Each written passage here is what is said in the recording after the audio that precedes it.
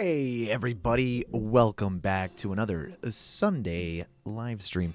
I'm gonna, as per usual, make sure my audio is working. So you might hear a little bit of an echo here in about 10 seconds. But I hope you guys are doing wonderful on this beautiful Sunday, and are ready to do some nice streaming here. Let's see. Looks like my audio is fine. Cool. Well, today we're going to be doing a Mad Max themed live stream. I thought that would be kind of fun to do, especially since Furiosa is coming out, and I figured it would be fun to do some kind of cool shot in regards to that film. And so I picked this epic shot from one of the original Mad Max films with Charlize Theron kind of like out in the desert. You guys already saw the thumbnail, so we're going to go ahead and jump on into the shot today. Before we get into that, if you guys are new here, my name is Connor. I'm a VFX supervisor. I work on movies in Hollywood, and on the weekends I do live streams. So today we're going to be creating a CG shot in Blender, and then on Tuesday we'll be doing another VFX stream that's more nuke comp focused. Although the shot today is actually going to be a decently simple shot, so I always say that, and then it's not. You know, it's like one of those things where it's always more complicated than you think it is. But yeah, if you guys are new here, make sure to hit the subscribe button below, hit that like button, and then if you guys want to see a very specific render yourself, go ahead and leave a comment below, and we'll see if we can get to that going forward. But hey, Ben, welcome into the chat, and Hasselhoff, welcome to this wonderful Sunday stream. So let's go without a further ado. I'm going to jump over into our Blender scene here, and let's go ahead and set some stuff up. First of all, I like to set the camera up on the viewport display to have the no pass-through. That way we can really see what we're doing over here rather than seeing all the extra material on the side. I find it makes it a lot easier to distinguish between what is going to be captured on the render compared to what's not going to be captured on the render. And then other than that, let's go ahead and add in a background image. So I already downloaded the background image, and we can just drop that guy in.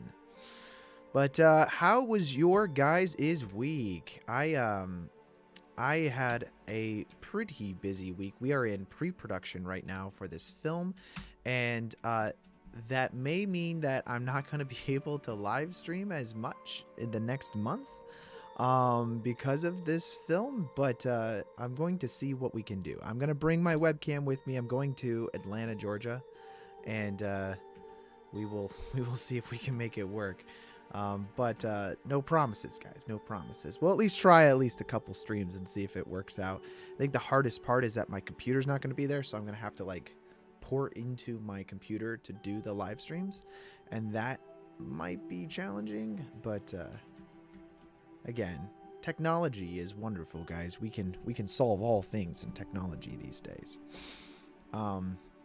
Okay, so I just set up a plane right now, and realistically here we're just gonna try to find the optimal amount of area which we're gonna see, because if we do any simulation work, I don't want to do it on areas in which we're not going to see. So obviously we only go really to the camera. I'm gonna go past the camera here. And then the distance here, we can take this as far as we want, but this is basically our pizza shape, and the farther away it is, the larger the scale has to be as well.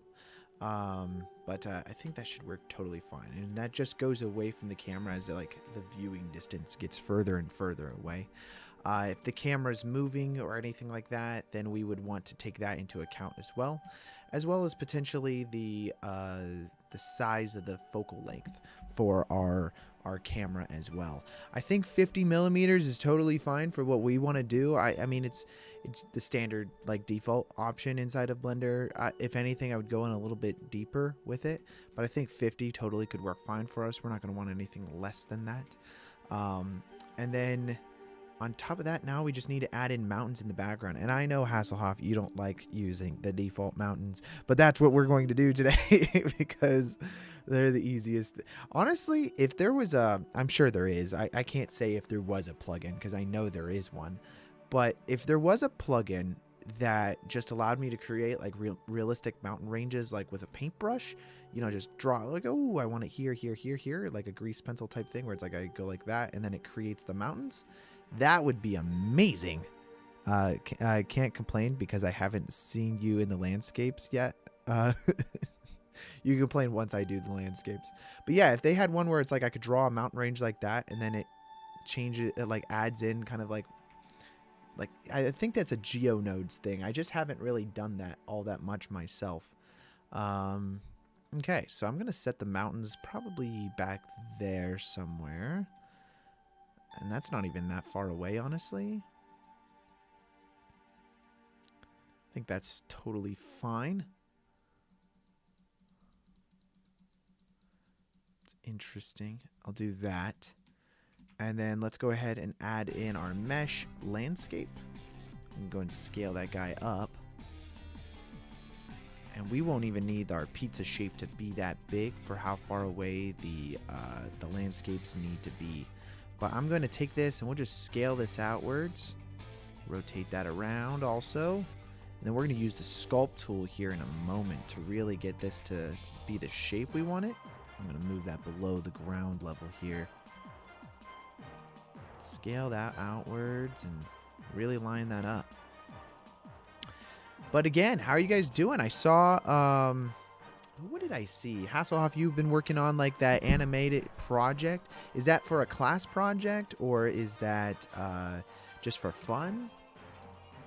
I've never gotten to do too much 2D animation personally, so I always love seeing that kind of stuff. Like not 2D animation, but the kind of like animated effects work that you do with inside of that. I think that's really cool.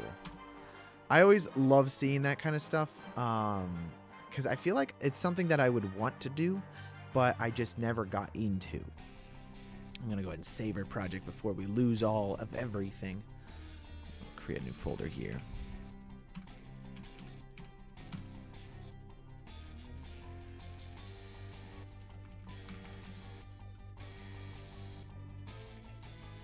And we'll put in today's date.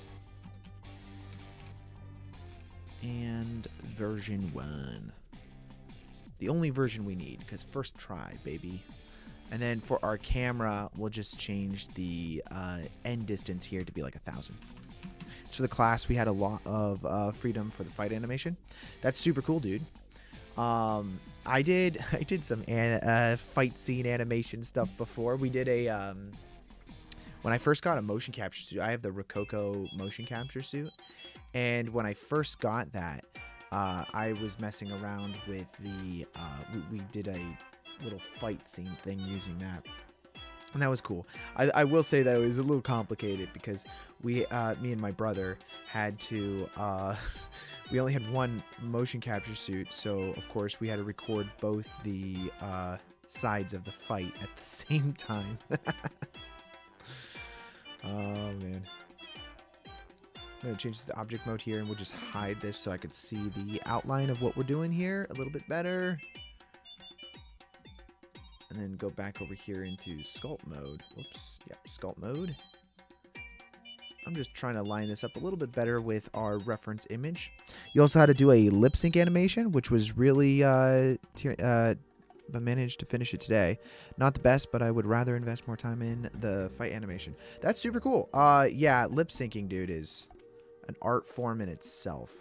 I've not done too much lip sync stuff. If you guys really dug on my you could probably find somewhere on YouTube I have some lip sync animation work that I've done in the past that is not on my current YouTube channel, but I'm sure someone can find it out there if they looked hard enough.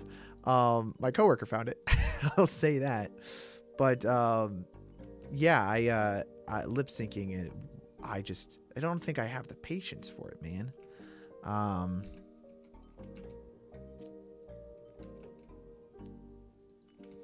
But again, I mean, maybe I could get the patience to do it. It's just one of those things that I think you do need to practice and get better at. It's not something that I think you just auto do. I always try to find the shortcut in it. That's a lot of the stuff I do in like just visual effects in general. I try to find shortcuts, which I think really helps when you're doing like compositing work. Because there are like the shortcuts usually are the most efficient. Like you try to find the most efficient way to get something done, and that works really well. The problem comes in when you need to fine tune stuff later. And that is something that I've been learning for the last few years, is just getting a little bit better at like going in, doing more passes on stuff just to clean things up a little bit more. And I think that's where you can start to see big differences in your work, is when you can go back with fresh eyes and then come in with like new ideas on how to make stuff look cleaner and better and more professional that way. It's all about being able to come into something with like fresh eyes and be able to reset your brain, because that is what can set you apart from junior level artists that do not have that ability. They only see what they created and they don't know how to reset their brain. But the lips were surprisingly easy, but I struggled with the hands. No matter what I did, I looked like the Family Guy was the main reference. You know. How's it going, Keysign? Welcome into the chat. You basically use a pose library for every word and try to match the poses with the sounds. Oh, okay. Now, I didn't use pose libraries before, because this was back when I did all of the lip syncs. I've kind of stayed away from it in recent years. But when I did my lip syncing was a long time ago, and I did there was no pose library. Furthermore, I rigged the characters myself, and so like I had the different like deformations of like oh, I wonder if you guys, I'm wondering if it is on my YouTube channel. 1 second. Let me figure this out. I'm very curious right now. If the video I am talking about is on my YouTube channel. Hopefully not. 1 second. I'm gonna scroll and see if I could find it. It's not. Thank God. That would have been terrible. There is. I forgot. I competed in a Doritos commercial once, and in the Doritos commercial, I did these bobbleheads that talked, and I had to do lip sync animation in that. And I created the characters myself, and then I rigged them with like just bones. And this is high school Connor, not knowing anything about like proper rigging or any of that crap, and it looked terrible. And I was like, as the lip syncing was going on. It's very rough, but you know, it got the job done in the end of the day, you know. So let's set this to object mode here, and let's go ahead and save. I think in the end of the day, if you can just get it to work, then that's all that matters, right? It's all that we really care about, is that it looks decent. But yeah, no, lip syncing has always been a bit of a struggle for me, and something that I just don't do animation. I do visual effects, so I've never had to do. I do character or creature animation, which does not require facial animation, and that's just something I've gotten better at, like character movements, especially when I did my film last year with the werewolf. I had to hand animate quite a bit of those shots. We captured motion capture first, but I'll tell you this, motion capture just doesn't work sometimes. Sometimes it just does not work, and that was something that I learned pretty quickly, is that it's really janky sometimes, and you have to go in and clean it all up. And that was a whole pain and a half right there. Okay, what kind of hair does she got on this? It's gonna be short hair. Like, I like this hair. Let's see. This whole new preset system, I'm not quite a fan of. Yeah, I don't know. I gotta get something that looks like Charlize Theron. I think, Deborah, you're pretty close to Charlize Theron, right? Generate you as a human. There's also this really cool new Blender plugin that I saw that that basically allows you to, let's scale everything down here on the 3D cursor.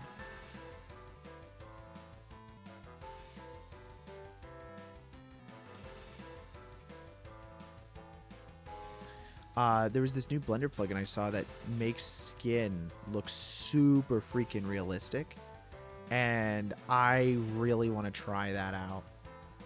Okay, the hair is completely wrong on this, but at least we're in the right direction with everything else. We'll use some new different hair preset here. You know, like all these weird hairs.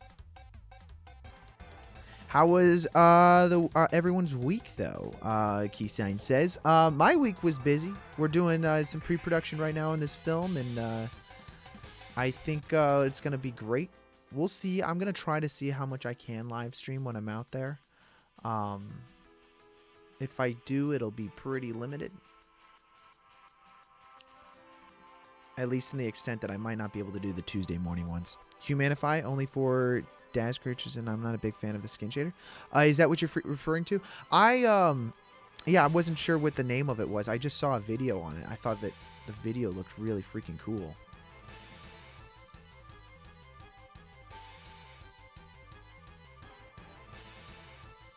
Alright. This is a weird old, like... Okay, hair is hidden. Hair is visible. Thank you. I wanted to see the hair visible.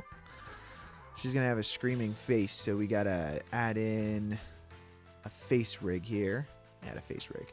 I've been going at, like, this is where my animation has been getting slightly better. I had to do all these animatics for this film that I'm working on right now, which means I had to like hand animate everything. I didn't use Rococo motion capture suit, although I probably should have. I just didn't set it up. So I hand animated all of the sequences, which takes forever, guys. Like, more power to all these guys that are really... They must be fast at it, or they get more time. I don't really know. But, like, it is a lot of work to go and hand animate everything. And I have a lot of respect for the people that do that now, because all my stuff looks janky as hell. But hey, in the end of the day, we got it done, and everyone was happy with it. Okay, so she's wearing pants. I'm going to recolor grade or reshade all the materials. I just need to roughly be the right fit. Let's do this one here. We got to make the sleeve shorter too. How long do you need for 1 second of animation? Me? Okay, so I was doing sequences, which were like a minute or 2 minutes or so. And I would get those done in about 4 hours to 5 hours is how much time I really was giving myself to get a lot of this stuff done. And I realistically wanted a little bit more. Sometimes I would take up to 6 hours. So they would give me... Yeah, it's super fast, dude. Like, super quick. I like barely had time to do anything. But what it really was I received storyboards from the director. And then I took those storyboards, would animate the animatics with some camera moves that, like, I could see through his storyboards, and then maybe some idea suggestions that I potentially had. And then would make all of those kind of like changes that way, and that worked pretty well. And then I would send that version to the director after I cut it. Oh, well, okay, so I say 4 hours. That's probably pretty accurate. It might have been closer to 3, because I had to do sound design on top of it. So I would first animate everything, drop it into DaVinci Resolve, find all the scores and soundtracks that I liked, add in all those, plus sound effects or anything like that that really helps out the sound design, and then give that to the director. So it was a bit of an undertaking, and so I did several sequences that way, and then we would make some adjustments, and none of it's probably like super close to what the final image is going to look like, but it's all decently like, oh yeah, that's not too bad. For me to take about 1-2 hours for 1 second until I'm somewhat happy with the result. That's probably the right way to do it. I just didn't do it that way. Yes, I have a Rococo suit. I have the first Rococo suit. They have the version 2 out now. But I got the first one a few years back. I got it for a freelance job, and I had a lot of animation work to do inside of that, and it sped up my workflow tremendously so. and I couldn't recommend it enough. I do think that there were issues with it that that were kind of janky. But you know, hey, you get what you get sometimes. I think there were things that I learned along the way that made things better. So she's got like a floating arm. Now we're going full Furiosa right now because she's got no no arm here. Probably because of the mask, right? I gotta fix that.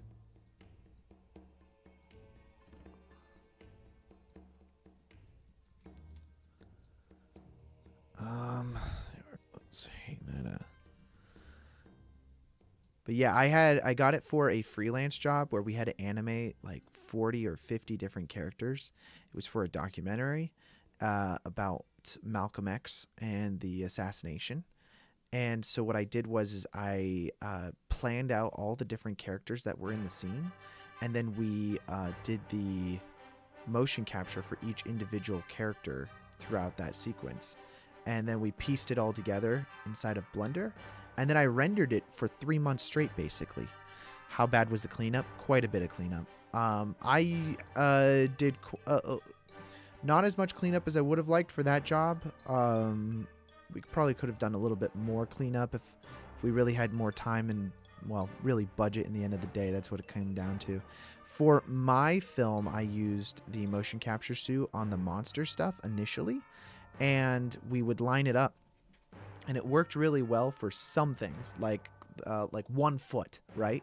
But then there would be like this weird, like, kind of floatiness that would happen on the feet because the monster was like 6'7", you know? And then the motion capture person was probably like, I don't know, 5'10" or something like that. And so that really was insanely different. And so in the end of the day, we did quite a bit of, like, I actually hand animated quite a bit of the shots inside of it because of that. And I didn't want to re-record motion capture and all that sort of stuff. So it kind of like depended, and it was like, oh, well, creature animation's not terrible. I've done quite a bit of animation before, like in my reel, I have that monster standing on the bed. That was all hand animated. There's a spider shot that used to be in my reel. It's no longer, but it's this spider robot shot. Might be in the reel still. I don't actually know. And that I did hand animate as well. So I have done quite a bit of hand animation work throughout my time. Okay, we're going to turn off the arms mask here. And since we're turning that off, we're going to actually have to fix this, that there's not any clipping here. So we're going to select the arms.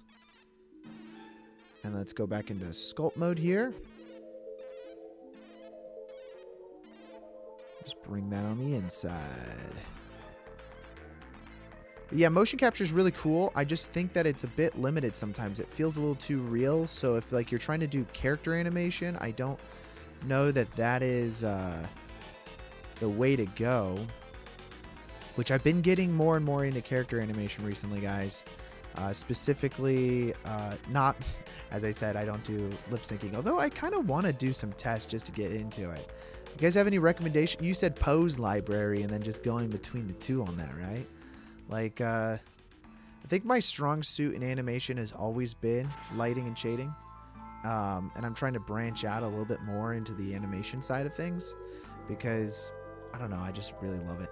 I really love the idea of it. And it's like, oh, if there was one thing I'd love to do is make like an animated short film or something sometime. It's just not right now something that I've done before. And the result of the older Rococo wasn't great. The result of the older Rococo kind of depended. So it was very interesting, actually. So the motion capture of the default character rig it would give you would be super, it looked super good. You would do all the cleanup work inside of the Rococo Studio software, and it would look fantastic. Then you would output that into your Blender scene or whatever, and you retarget your animation, and that looked terrible, and I don't know why. Still don't really know why. And so it'd be like a lot of like hand animation on top of it. The best way I could do it would be using an IK rig of a character, and then instead of taking the direct rig of the werewolf and parenting that with the new animation, you would use like, hey, copy, you would use constraints. You would use constraints and you would say, copy the location and rotation of this thing. But since you were only copying the location and rotation, now I could grab the actual wrist joint of the IK rig and then reanimate on top of it. So if there was any clipping that was going through like the chest or anything like that, then I could pull it outwards and reanimate it to be like whatever I wanted it to be. And that's the best way I have discovered, is to do regular keyframe animation on top of Rococo motion capture.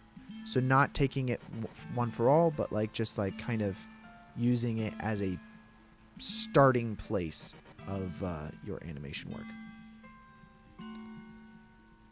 But yeah, and I've seen great things on this version too, which by the way, Maya, according to like everyone, is the best for retargeting animation.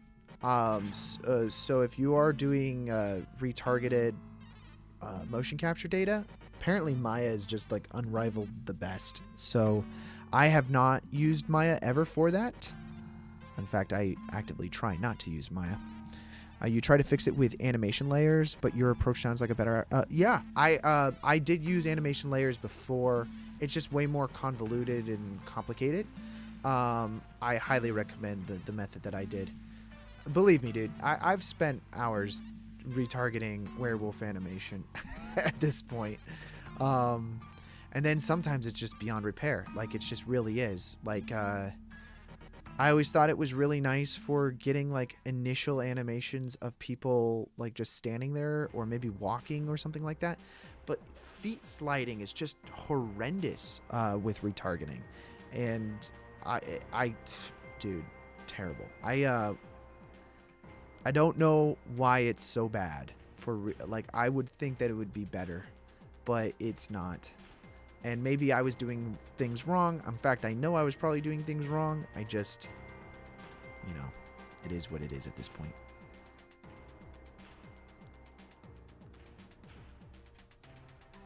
All right, we're going to position her correctly here on the ground.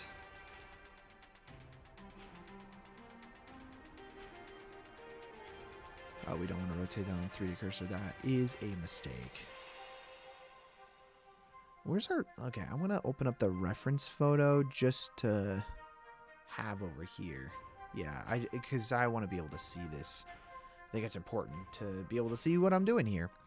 You think Houdini might even be better than Maya? I don't know. I've heard from quite a few people that do this a bit that the best is just Maya. But I haven't used Houdini either, so I would be interested to see some tests between the two. I still have my Rococo suit. I just don't use it all that often. It just is a bit to set up and get working. I do kind of want to mess around with it a little bit more. Once I'm done with this movie, I'm planning on trying to make a animated film that I've been writing. So I might try to use some of it for that. I don't know yet. We'll see. We'll see, guys.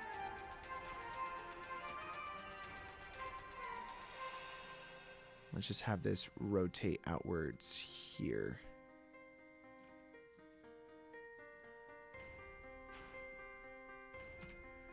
How does that look for the... I think that kind of works pretty good. Might have that go down a little bit more.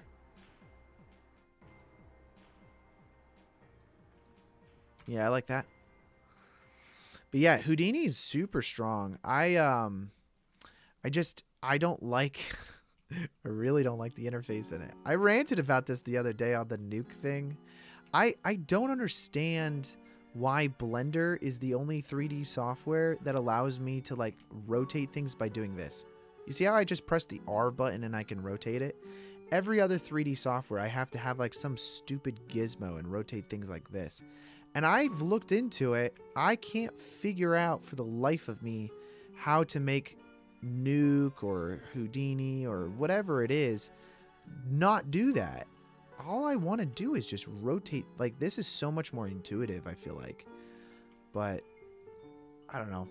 I've complained about this to different people, and I seem to be the only one that gives a crap about that. The fact that I can just go from this camera view here and rotate it along the axis of the camera that I'm viewing something at, I feel like is very beneficial. Cinema 4D and Blender have the best UI. Well, Cinema 4D certainly has a pretty nice UI. I also really like Cinema 4D's. They've got some really cool things inside of it for motion design, where you can have, what do they call it? I watched a lot of these Maxon stuff over at NAB, and they have these, it's not properties, it's some kind of like passing on of information of like values that it can feed. And so you can use those to animate things. I forget what it's called. Someone can probably correct me in the comments. But I thought that was really interesting that you could do that. And as far as I know, Blender doesn't really do that. You might be able to do it through geometry nodes. But it's one of those things that like Houdini's really good at also, is being able to makes it a lot easier to animate motion graphic type work when you can pass in different values from up the chain. One of the things I don't like about Blender is that it's not procedural whatsoever. They have procedural elements to it that they try to get to work, but it's like Photoshop. I really hate Photoshop for the sense of that there's no procedural nature to like any kind of node graphs. It's just what you do, you have to bake in order for you to apply like noise, for instance. You can't apply noise down chain. You have to have the noise at the end of everything. So you have to rasterize your image in order to be able to do that. I think it's really dumb, especially in a modern era of like, hey, I don't want to have to. It's like, you know how Paint, whenever you would add in text, you couldn't edit that text later because now it's baked into your image. Like, we've moved on, right? That's such an early 2000s like mentality of how things work. But that's how a lot of softwares still work, actually. And I'm always shocked by that. Like, in order for me to apply some of the stuff I do here in Blender, I would have to take these modifiers and maybe apply the modifiers in order for the things to be updated down the line. Whereas Houdini, you could freaking edit like the original object from way freaking later, you know? And that's like so freaking powerful. It's ridiculous. Okay, so rotate our hand like.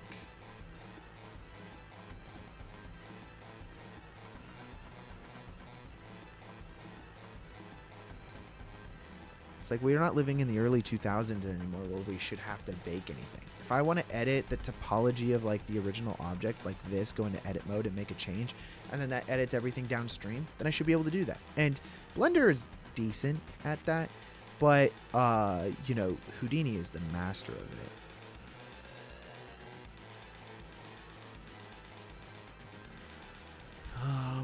Let's see. We're gonna have to change a lot of this anyways here because I have to set the positioning of her torso here backwards. I'm gonna just line that up a little bit better like that, and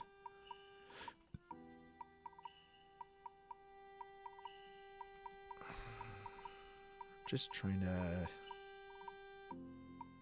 Her chest goes upwards as she looks up as well.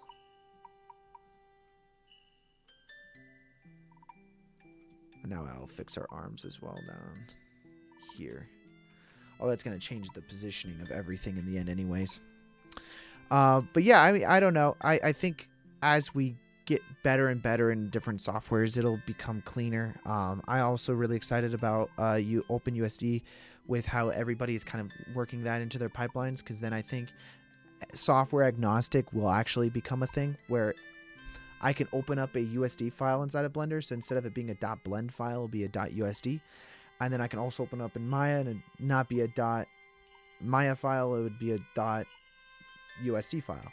And if that's how USD eventually goes, where I can literally just edit, you know, files as USD files, and then everything just kind of like moves down the chain as USD files. Honestly, I could see that being such a great future of how 3D pipelining works. And that excites me. I would be very excited for that kind of a future.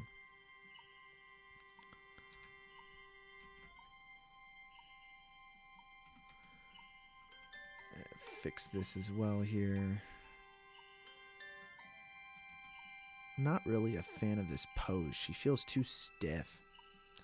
She's got to look more defeated, right? I mean, like, that's the USD, Universal Scene Description. It's the new standard for 3D files to send them to back and forth between different departments. She needs to lean back a little bit more. Yeah, I think actually it's a bit of a...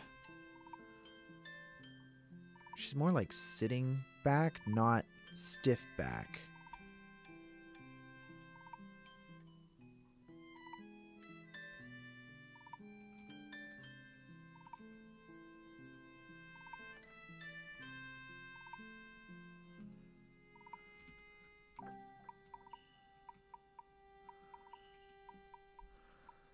The founder of YouTube has a great video about what USD is. Yep. And I believe Kronos is the organization in charge of developing USD pipelining, because they have a lot of the standards. Kronos creates the standard for what USD is. So, and I think they have a YouTube channel as well. So if you don't know much about it, I would highly recommend watching some of their videos on it. To learn a little bit more about USD. It's certainly going to be the future of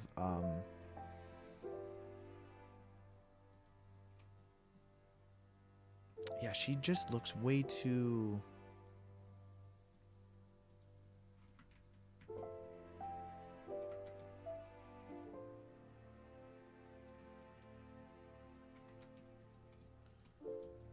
Just rotate that upwards a little bit. Oopsies.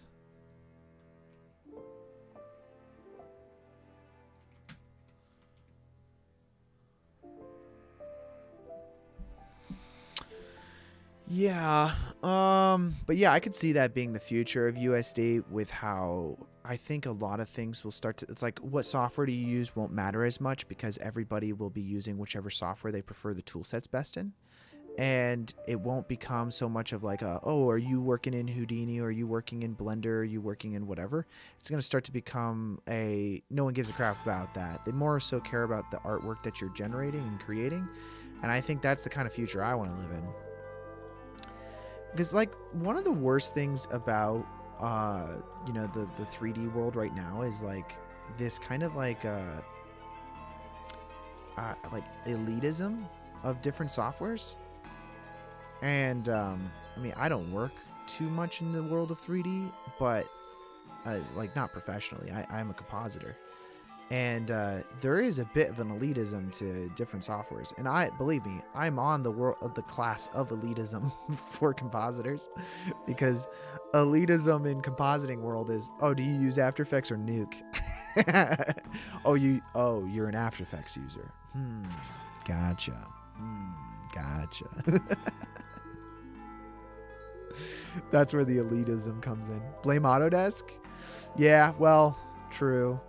Honestly, just blame, yeah, you can blame Autodesk, but I think it's more so like the people that use Maya. They spend so much money on it that, of course, they're going to freaking brag about it nonstop. That's so much clipping here with the feet.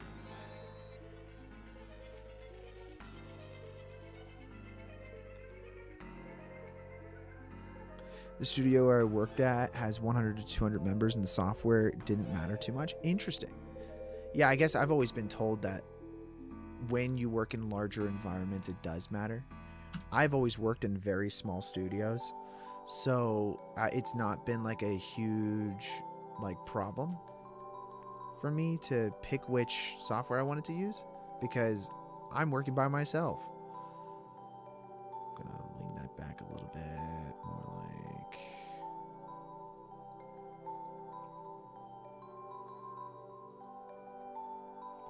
Yeah, I think that fixed it. Her stomach going like that first.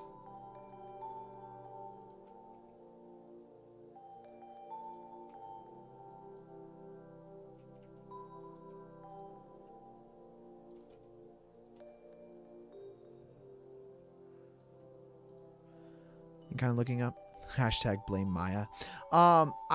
Interestingly though, I believe that like it is because of a lot of people see value in cost. So like when they go, oh, it's better because it's more expensive, that mentality I think is pretty dumb. I mean, how many people really are developing the software of Maya? Like, are they really developing things over there right now for Maya? I mean, they've got, Autodesk has many other softwares, by the way, that are far more profitable for their studio than little old Maya. Maya's not even their number one software in their program. They've got like, what is it? What's the one that all the engineers use? It's why can't I think of the name right now? That's their flagship software.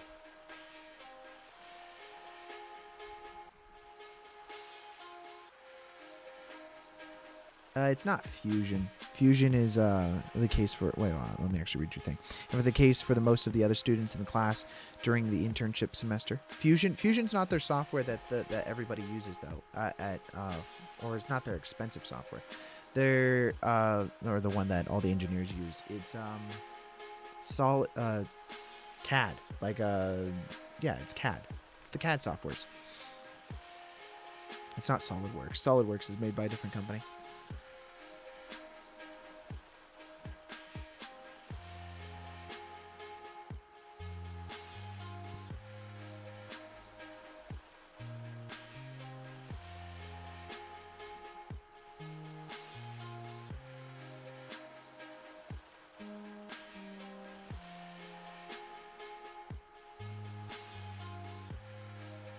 I feel like that looks a lot better, guys. Rivet and card. I'm sorry, I don't think I can pronounce your name. Is it Firenthisky? Welcome into the chat, by the way.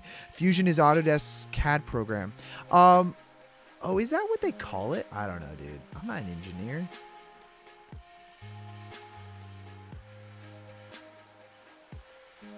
My brother's an engineer, though. I'm not an engineer. I'm not making that kind of engineering money, you know? Okay, gotta fix some clipping here.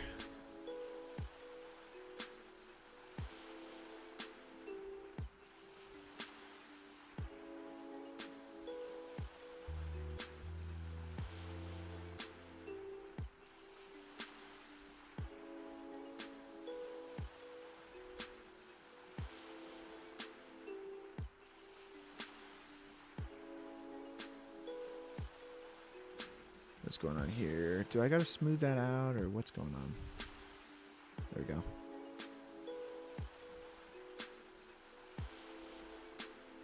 Go back out to object mode. Revit and AutoCAD? I don't know that. I thought it was just CAD. But SolidWorks, I've used SolidWorks before. So my dad has a manufacturing company, and so I my first like kind of like 3D. Well, I did a lot of 3D stuff before that, but then he had me mess around with making. Dude, I made a spatula once in the CAD software. I gotta say, doing things in CAD versus Blender kind of sucks because you have to like math things versus just, oh, it's fun to make it look like this. Well, that doesn't exist. So you've got to actually make it look, well, it's got to be correct. So you have to know the math behind every angle and then use, like, it's basically a Boolean workflow. That was interesting to me. Let's go to sculpt mode here. Just smooth this out a little bit. She's not supposed to be so busty. Which I know is not a typical Blender thing to do inside of a tutorial, is to smooth a woman's chest out. But here we are. I think I smoothed it out a little too much, though.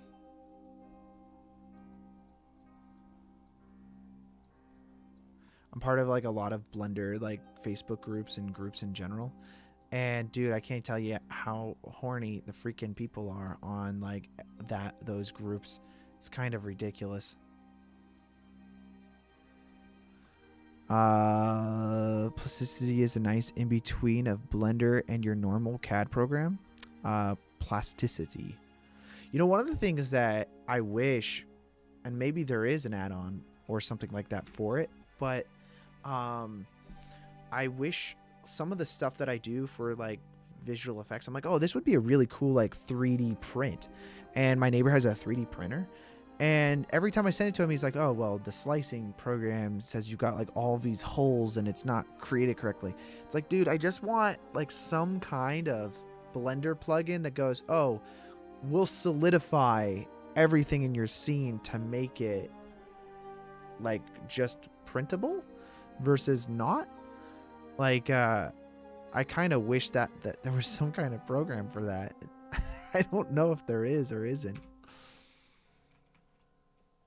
Let's see. Let's look at this real quick.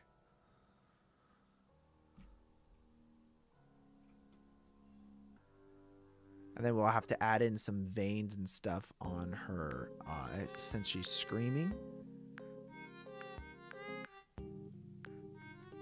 Let's go back over here into object mode real quick and open up her mouth.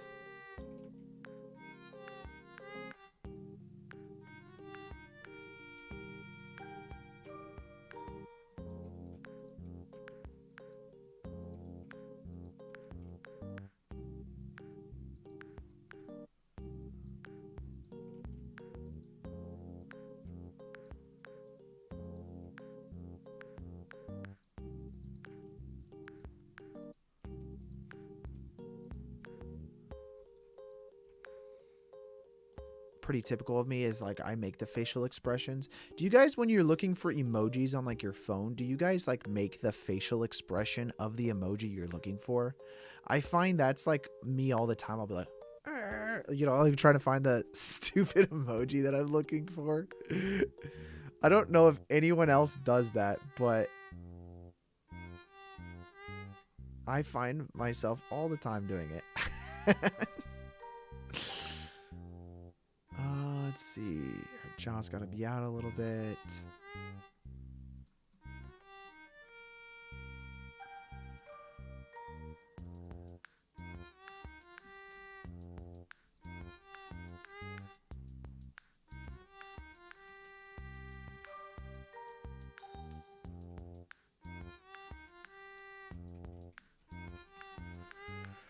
Go ahead and save that. And then, yeah, we're going to sculpt in some of the veins.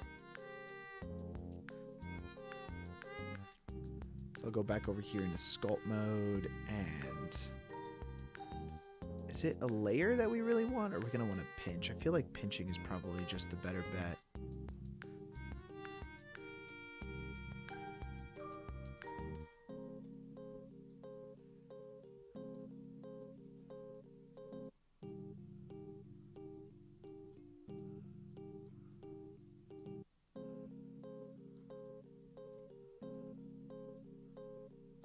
And we can always bulge it or something a little bit later. But yeah, I think adding in like some of these pinched lines of like where her veins would be.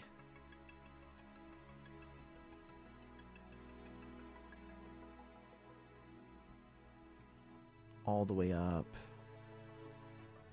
there. What about Lightwave? For another software? I've not used it.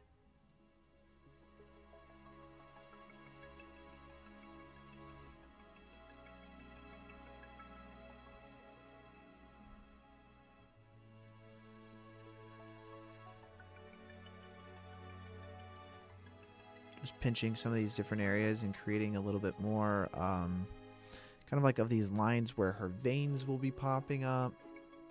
We can also use a bit of a let's see, I'm gonna paint in some of the layers here. So whoa, Jesus, change the strength here to much less. This is gonna be where the bulge of her veins are, although we're gonna want that to be quite a bit smaller.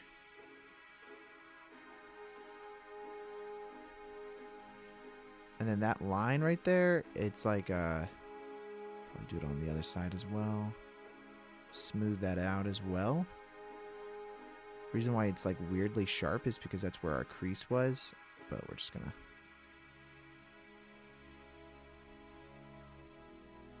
do that. How do you feel about Blender Octane?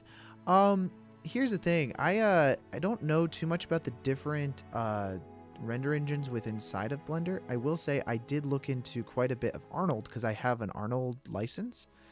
I was not thrilled that the actual team from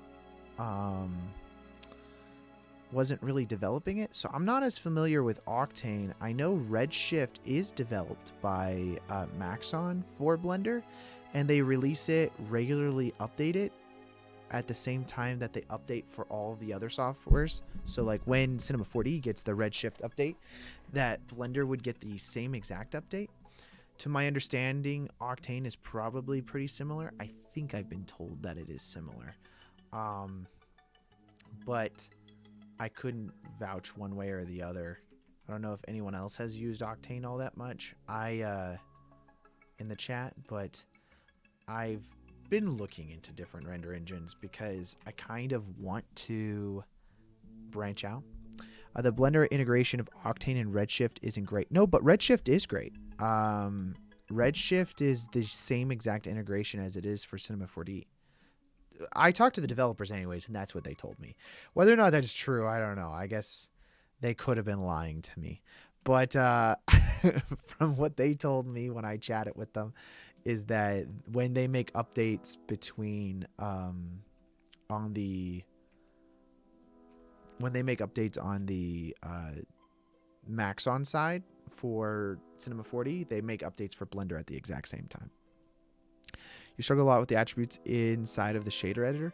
Is that because not a lot of the Blender tools work with Redshift? Because that would be a more of like a Redshift limit ability issue. Let's go over the tools here. I'm going to turn off symmetry if I can.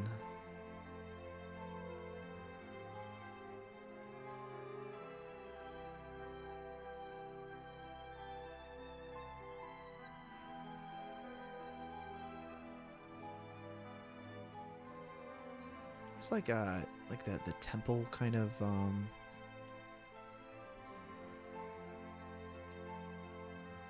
gonna make sure this is quite a bit smaller, but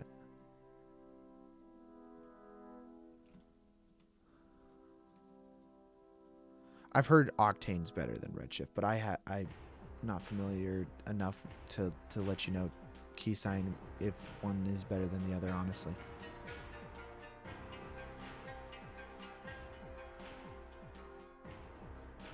When you last tried, Redshift was not able to read the attributes that are the geometry. They might have fixed it by now.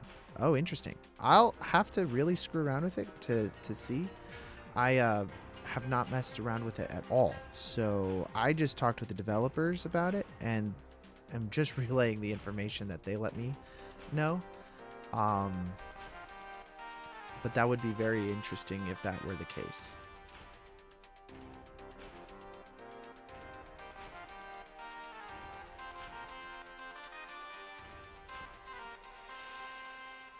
Okay, I think those veins look pretty cool. We're not going to see it on her arms, so I'm not going to worry about sculpting anything on her arms. But I want to make this like feel a little more tight. So let's layer this a little bit more on this side of it.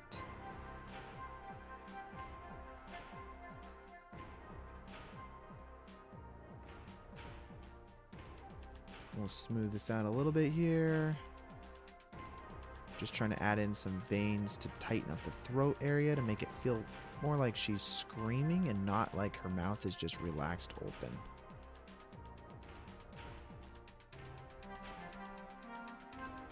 I don't want it to be too veiny though, but we do want that definite veins to be there.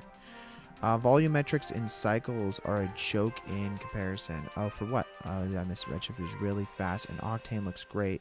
Explosions in Octane are lovely. Volumetrics is a joke in comparison. Oh, okay. That is something that I've not always been a fan of the cycles volumetrics.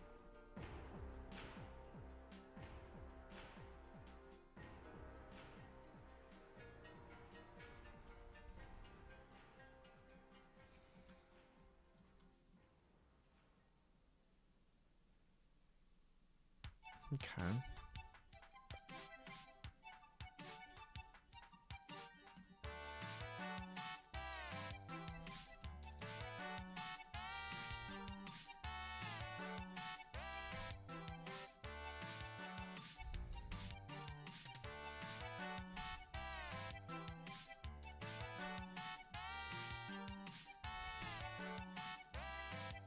Overall, just make her a little angrier. I think I've got a limitation of the rig that I have, that it doesn't let me go as far as I'd like. So just lifting some of that up and customizing this to really fit exactly what it is. Blender for production? What do you mean? Like, there are productions that are made with Blender. There are quite a bit of productions that are not made with Blender. If you want to work at like Weta or ILM, then learn Maya right now. Although, like for right now, that would be the best way to try to get a job there. And even a lot of the job postings for like, you know, Blender or for what's it called? Like Disney, Pixar, whatever. Like, learn how to use those types of softwares. Unreal Engine also is pretty big right now, so I think Unreal is worth a lot of people's times to get into. I think Houdini will always be worth people's time. So learn Houdini for sure, because that is like literally the best software ever created for 3D. Although, who knows? Maybe as AI and stuff starts to take more and more things over, then it'll be less necessary. But right now, that is not the case. Volumetrics emission in Octane render faster, and the volume shadows in Cycles don't render at all. Even with 4,000 samples, you get a lot of flickering. That is true. I tend to think that a lot of people try to overuse on volumetrics. The more subtle you are, I think the better it looks.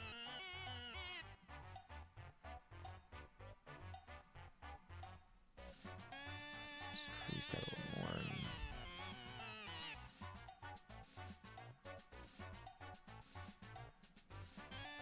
Kind of just like tightening up the inside of this here. I think the real question is whether or not you say, like, is the software good enough? It's like, yes, the software is good enough, but it's not about whether or not the software is good. It's about what your team is using a lot of the times. Because when you're working with other people, it really matters that things work with inside of that pipeline. As I was talking about earlier with like USD, I think that will start to matter less and less. And I don't know when that's going to not matter. But for right now, a lot of things work with proprietary software. So if you work at a company like Weta, they have a lot of proprietary software that works around different aspects of different softwares. So Maya default is not super great, but Maya, because of proprietary software, is super great. And so different companies, like Pixar, for instance, have a lot of proprietary software built around Maya, and that make it more than what you can have it at your home.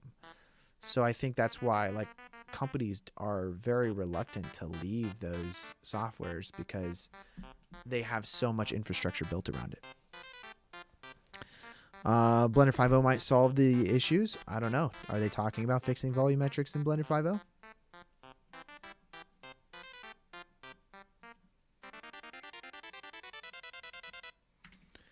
Let's save that. How does that look, guys? Just adding some veins in there. I think I might need to clean that up a little bit.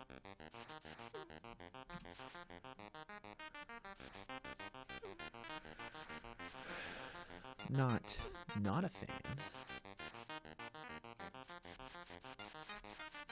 Let's use a little more smoothing here, just to have it smooth out a little bit more.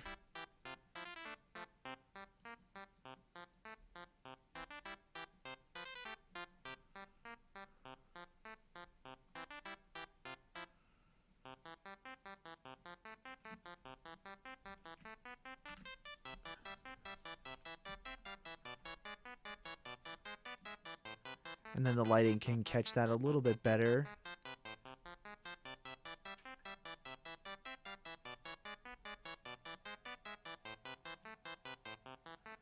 Let's see. With our human gen selected, I want to make sure our hair is visible as we're working on some of this stuff. So let's just do that.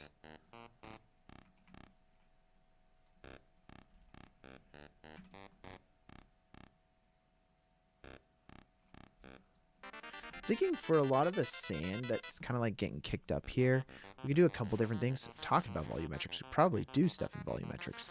But we probably do it with like 2D stuff, as well as like compositing and like some 2D sand in. I think that knee's floating a little bit here. Probably want to fix that.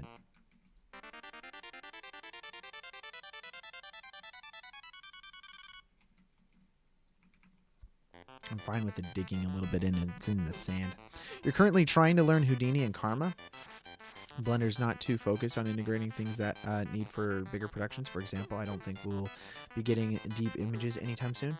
Yeah, I don't think so. Deep is not in Blender. I haven't looked too much into it. I briefly looked before to see if it was inside of Blender, and I didn't see anything. So it's interesting that you bring that up as well. Because I have looked into it because I was like, oh, deep's pretty cool. I wonder if I could do something like that. And then I just never looked into it.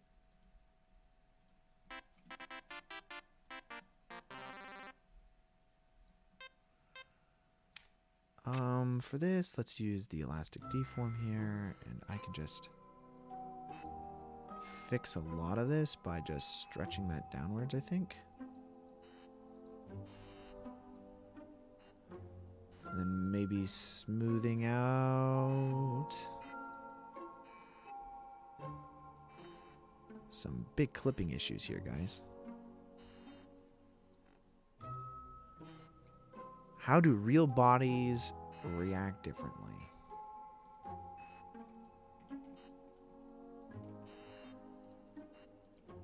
I need this to bend, but I need it to not bend so much. Is that what's going on here? Need more of like a joint dislocation. Like this joint needs to be further down almost.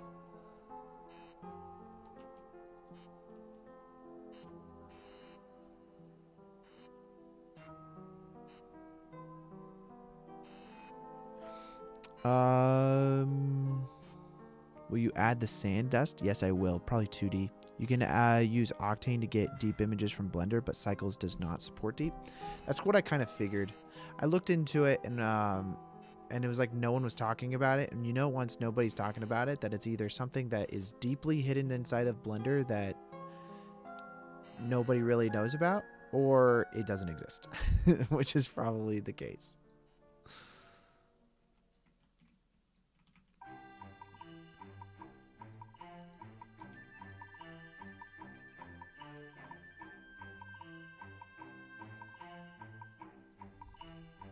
See, let's rotate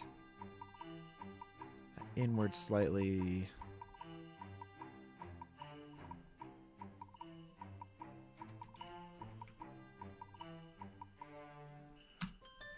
From the camera view, it's not terrible. Just add in some creases.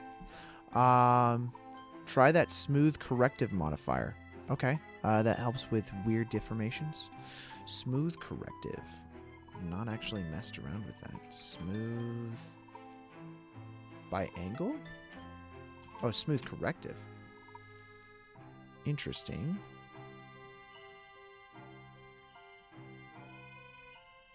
Factor, repeat, scale. Probably want to do this before the solidify or subdivision. No, let's do it at the very end of the stack. Original verticity count is blah, blah, blah. Only smooth. Repeat. Factor. I can see some slight work happening here. Scale.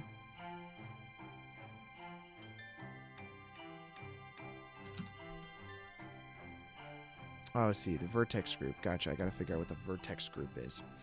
We could do that by going here, and that's thigh right.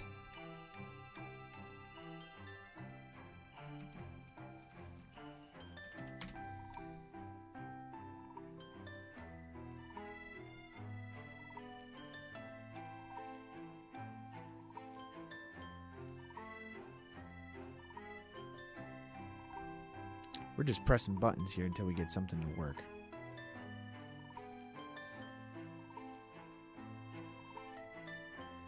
Invert selection. No selection. I think it has to be before you add the subdivision. Okay. We will. Oopsies. We'll make it before the subdivision. Woo! Alrighty then. We kind of figured it out. Let's change the factor here, scale here to be way higher. Change the factor to be way smaller. Change the repeat to be higher. Change the scale to be lower. Change the factor to be higher. Oh. I think that's perfect. Guys, I think we have discovered what Groot looks like from Despicable Me. It's before the subdivision, at least according to the wearing at the bottom. Reset the values and use the repeat.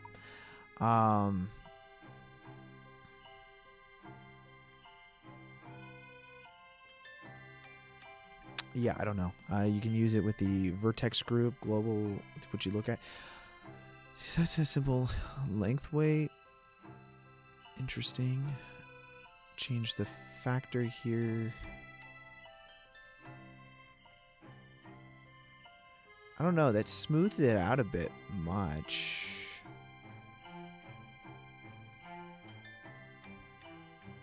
I don't think...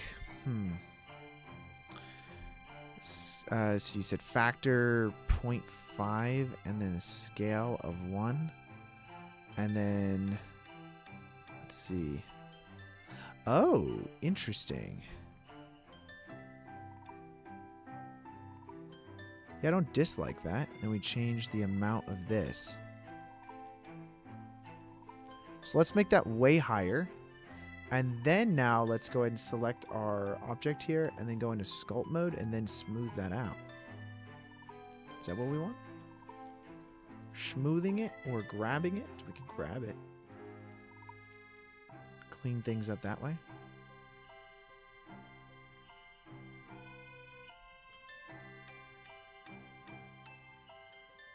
Oh my god, that did not. So the grab, flatten, inflate it a bit.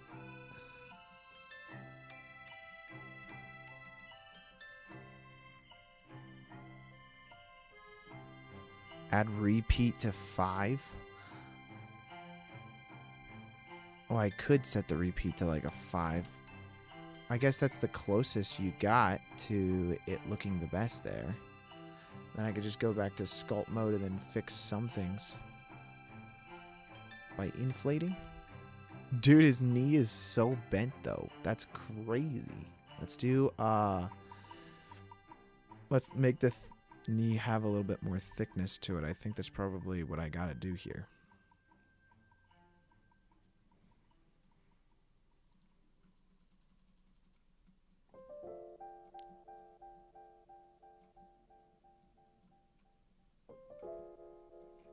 Everything's freaking out here.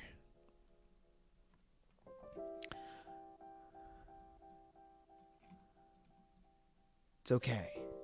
We embrace the freak out. We like the freak out. Not really. I think it's doing the weird stuff because of this correct deformation thing. So like if I apply it... What the hell, dude?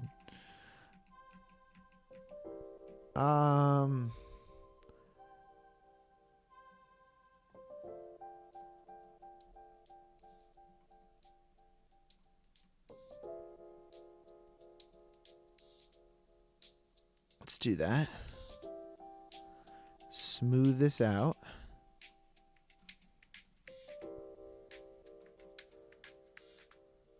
This is the knee here. We're going to act like none of that ever happened. Honestly, I think we're fine, guys. Let's go back to object mode. Save that.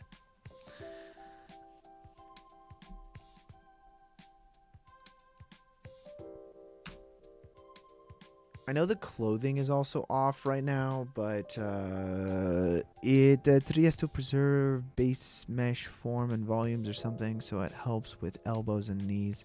Sculpting might freak it out. I think the sculpting is freaking out because the sculpting technically happens before that modifier would happen, right? Like, I think sculpting happens on the editorial level of it. So what I'm doing is I was sculpting before the corrective thing happened rather than after. You know, I kind of wish sculpting was a modifier. So as soon as you go into sculpt mode, it creates a sculpting like tag. And so I could say when in the stack I want sculpting to happen, if I want it to happen before or after the armature to take place. Because I think that was the problem. I don't know, but I think that was the problem. She is like super freaking skinny here, and that is not realistic whatsoever. So we're just going to thicken up her arms a little bit here.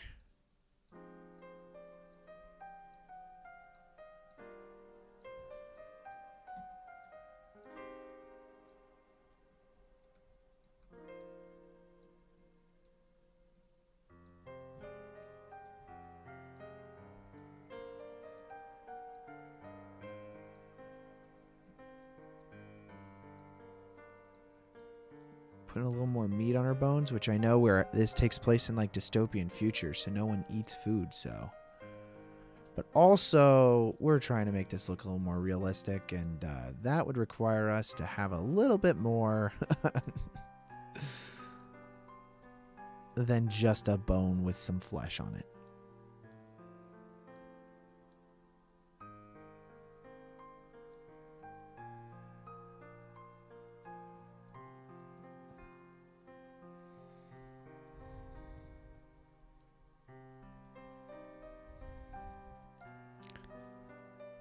Yeah, I think that's good. I'm getting like this weird elbow thing happening here. Let's clean that up a little bit. Maybe smooth it out also.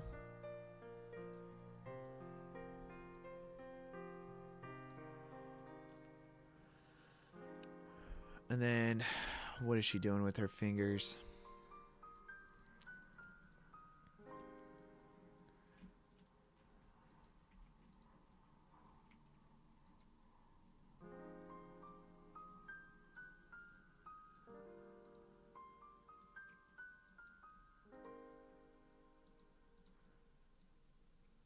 Rotate that down, I guess.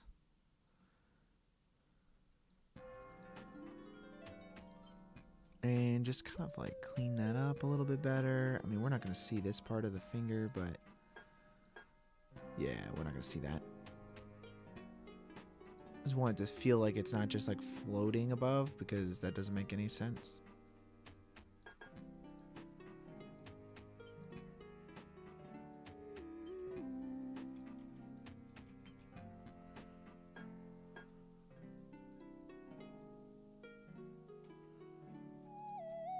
And then this hand over here could be more like a fist, almost, with how it's set up.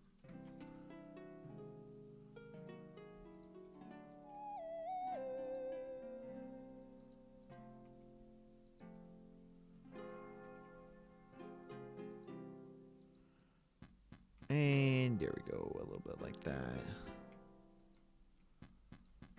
Kind of just lining everything up a little bit better.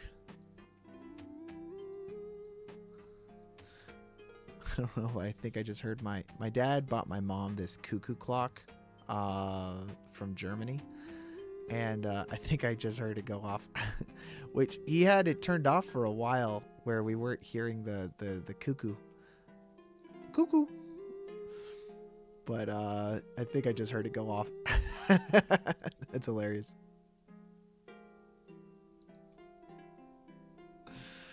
Oh, that looks whack-a-doodle.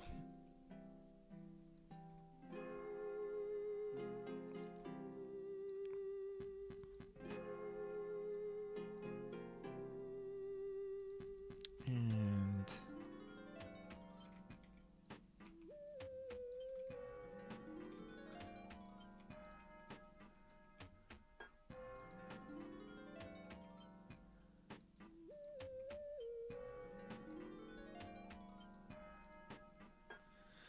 Funny, yeah.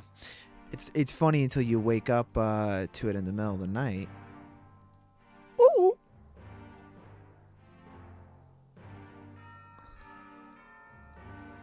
Not that I ever did. Let's see.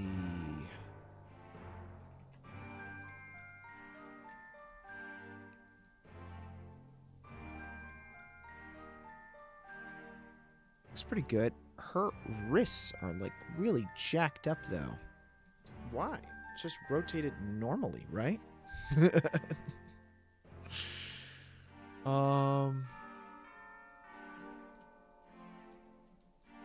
Let's clean that up a little bit inside of our sculpt mode. Because I like the position in which all of this takes place.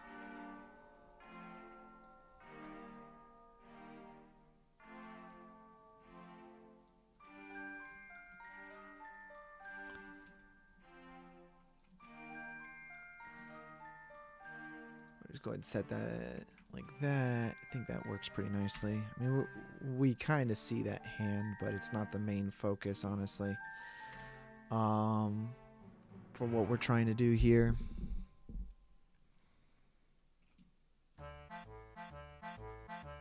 Yeah, her sleeves aren't as short as I'd like them to be, but hey, it is what it is sometimes.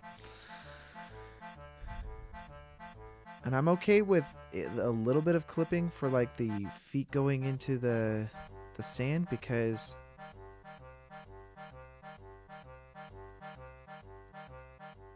I'm trying to think, is that angle off? Like this one's further over here, but I'm not too concerned about that.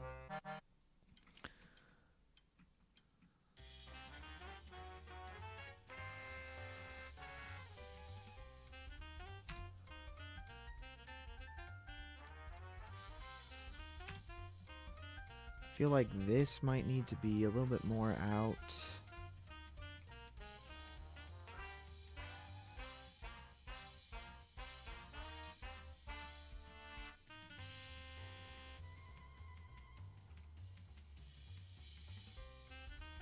Like so, right? Like it's more like on the outside.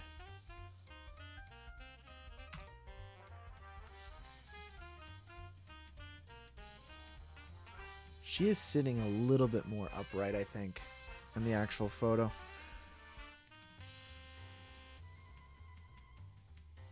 Let's go to sculpt mode here. I'm just gonna. I think a lot of the times with this like metahuman, or it's not meta. This one's not metahuman. This is human gen. But a lot of times with this stuff is that it's too perfect, or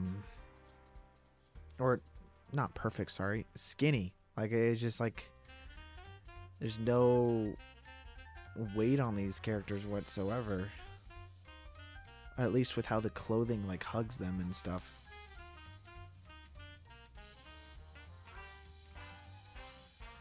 How does that look, guys? I think from that angle right there.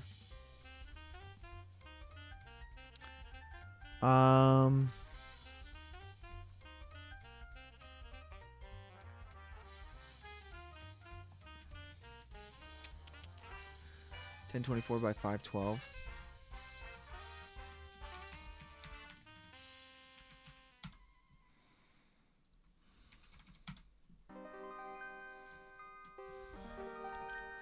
She looks like a zombie. Well, right now she certainly does because she's grayscale. I have a feeling once we start to add in a little bit of color to the scene, then it will look a little bit better. We'll say these mountains are so close to her, though.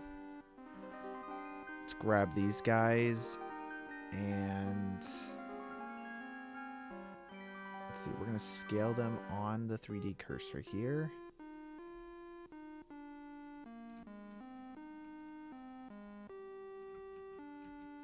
Or don't scale them on the 3D cursor there. I want to set the 3D cursor to where the camera is located. And then now if we scale them, they'll look like they're the same size, but they are getting further and further away from the camera. So let's do something like this. where they are pretty far away. But now if we were to look at her in scale to them, they're so much larger in the scene. Rather than them being before, they were like that size, which she's about the height of the dune back there. So we scale that all the way up. Now she's a lot smaller in comparison to the background hills. That's probably about correct there. In which case we could also do the same thing with our ground here, just to make sure it goes all the way up to the area in which the dunes kind of take place back there. And then now let's go ahead and fix some of this. Go into sculpt mode here.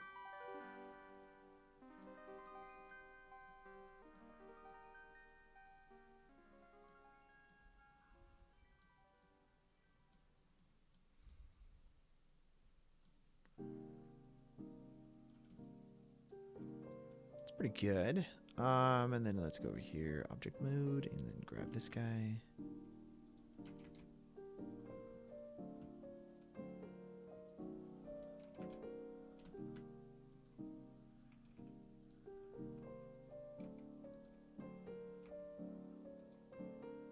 Scale that out on individual origins. I think that fixes that problem. And voila. I think that landscape's pretty good. I mean, today we're going to spend the majority of our time just on compositing here, probably. I mean, it's a pretty easy scene. I knew this was going to be an easy scene. I don't know why I'm shocked that this is going as fast as it is. I'm going to subdivide this guy back here a bunch of times. Object mode here. Save that, and now we gotta sculpt in some dunes. So I'll use our sculpt tool here, and then probably a layer paint.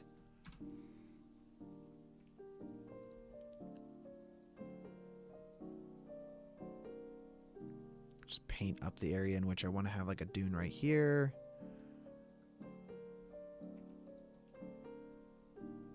And let's go ahead into our modifier stack here and add in a multi-resolution. So we could subdivide this a few times. And this will give us the ability to sculpt a little bit in the higher detail these different dune areas on the background. Probably want to have some dunes back here. It's going to kind of like overall come up. And then right here, it's okay. And then now using the subtraction tool, we can actually have this go down. So maybe we have more of a valley in certain aspects of the landscape.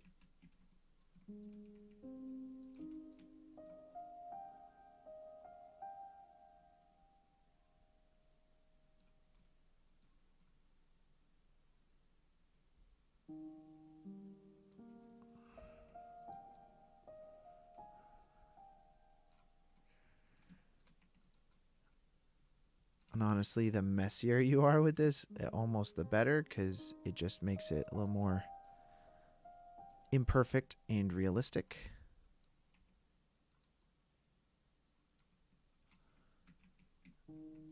Maybe not that bad, guys.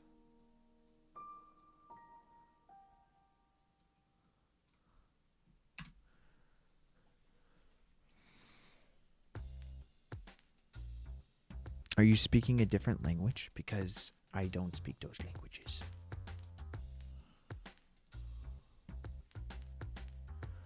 Let's see. I'm going to smooth this out a little bit now. And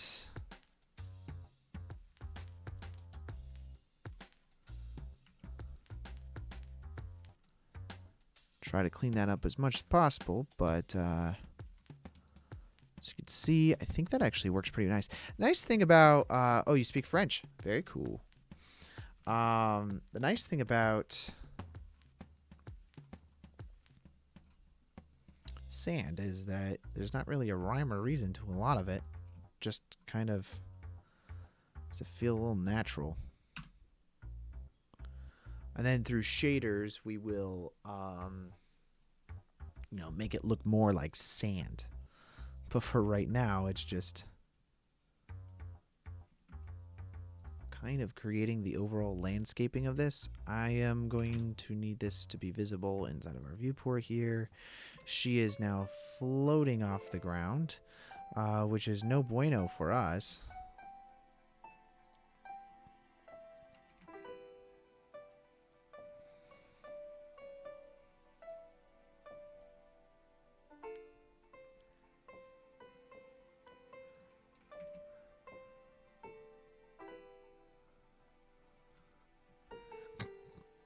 Since that's the case, actually,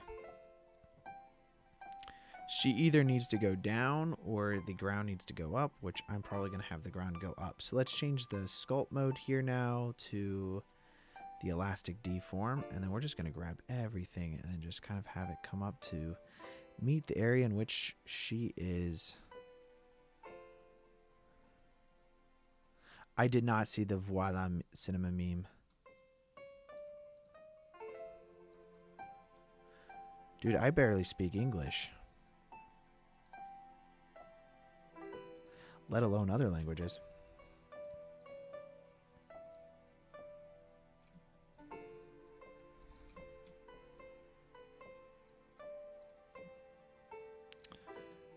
And then I'm gonna just have that a little bit nicer there.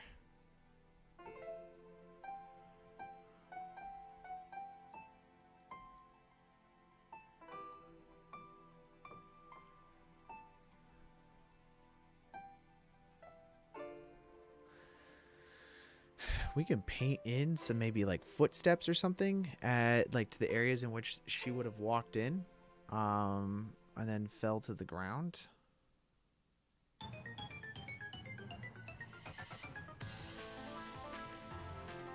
Just lift a lot of this up here. Probably should mask the area in which she is currently at, so that way I stop making issues for myself here. Let's bring that whole thing down again.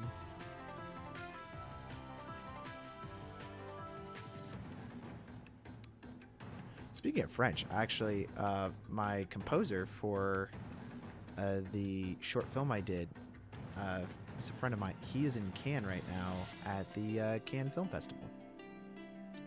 Speaking of France. Speaking of France,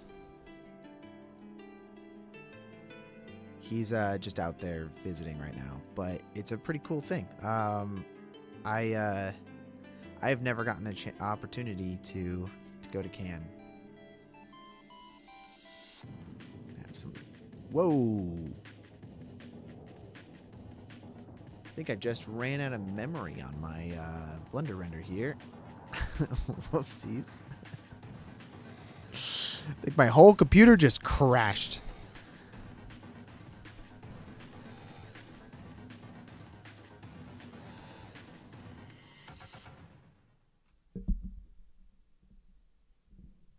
One second. We are reloading.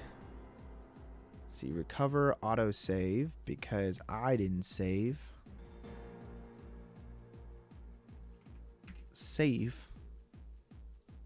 Go back into sculpt mode and then fix this. Elastic deform. We just have to fix the floating area. That's the only spot that just didn't get fixed.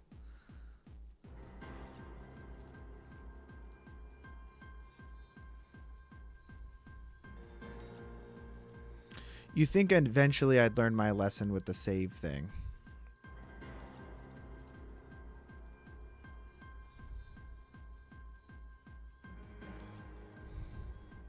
But no, I haven't. Why would I learn my lesson when I could easily just not?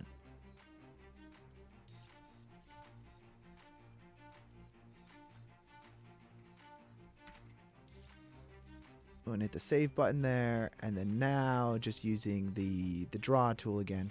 So I have the layer tool though, I can paint in different areas. So like for instance right here, if I wanted this to be, you know, have some more crevices on the area in front of the camera, I could totally do that. I just have to now smooth those things out. So save, Save. Make sure you hit the save button, guys. Save. Hit that save button. And hit the subdivide button again. I think my computer probably just ran out of memory, so it just like crashed. That happens.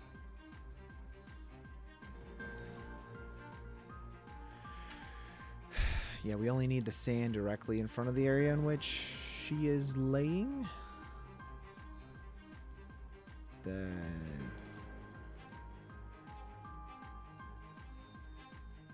Oh, I did it again. I'm just running out of memory here, left and right.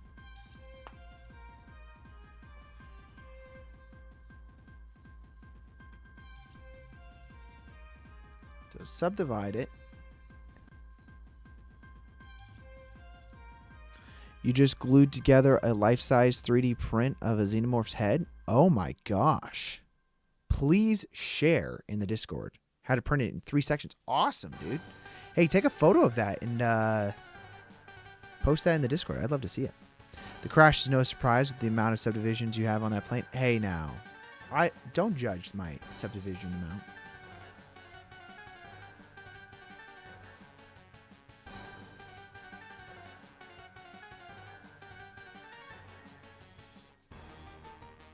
I choose death.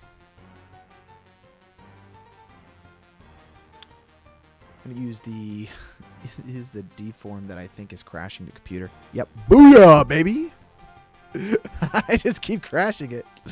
It is the elastic deform. The elastic deform is the problem. I have figured out what the problem is with why it's crashing.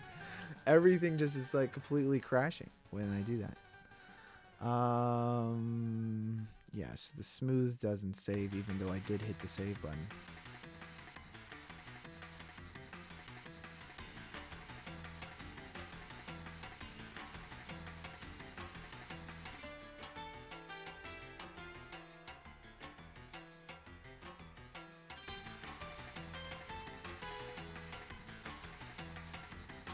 Oh wait, that's the smooth. Elastic deformant? Yeah, so I think we hit our limit with the 4 subdivisions here. So go ahead and save that. I'm afraid to ask, but can you see the polygon count on the scene? Where do they hide that? It used to be down here on the bottom right. I can totally show you. I don't really care. Let's see. End view. Orientation, locations, options. Is it back under object mode somehow?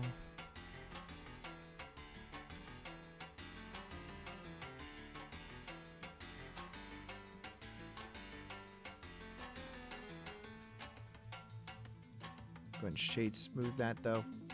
Let me know where I could see it. It used to be on the bottom right hand corner down here by the version number.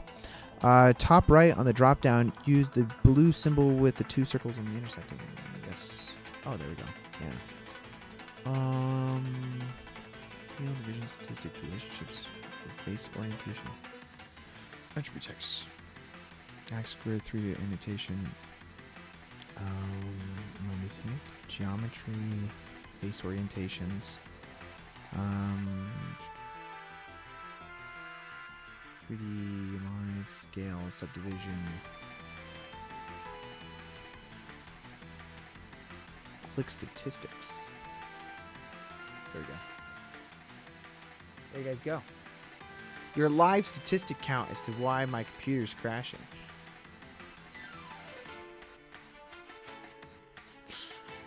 That's hilarious. I'm going to use the layer tool here, and then we'll just scale that down. Case closed? What are you talking about? There's no reason that it should be closed. We are totally fine with our issues that we are having. Might have just crashed again. I don't know. No, I didn't. Let's see. We're going to turn that off for right now. I don't need to see the bat. I don't need to see that. That doesn't mean anything in my... I kind of need to subdivide it one more time, guys. I kind of need to. I have to. It is a must. So what we're going to do is we're going to go to sculpt. We're going to hit subdivide one more time. Just one more time, boys. You had that subdivision on 5 instead of 4, so over 10 million polygons? Probably true. And guess what? I'm about to do it again. It's frozen on the subdivide button. Okay, so that worked. Let's go check our number real quick. Statistics.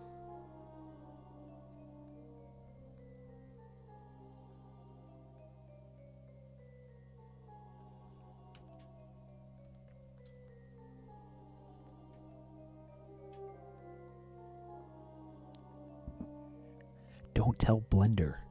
It might freak out that we have too many vertices.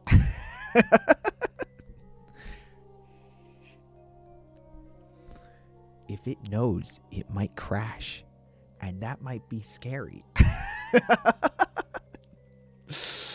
All right. Shh, don't do anything. Don't do anything. Don't breathe. Barely move. Okay? Barely move.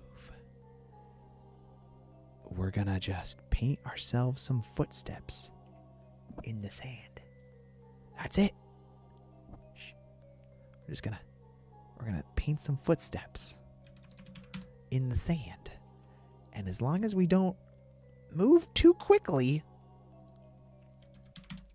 I think we might not have problems. I need the strength to be a little bit higher though. Don't start the chatting. I'm on the edge of your seat, dude. Don't talk too loudly. Blender might hear you. And then we've got problems, all right? So we're going to be just real quiet right now. Real quiet like, okay?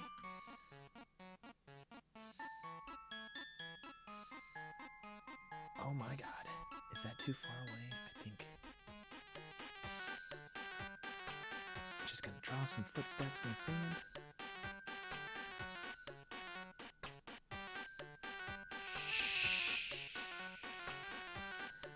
It's okay, you guys. This is some Blender ASMR for you, as we are trying to not crash the computer while we do the most stupid thing I've done all day. Okay, now we got our footsteps in the sand.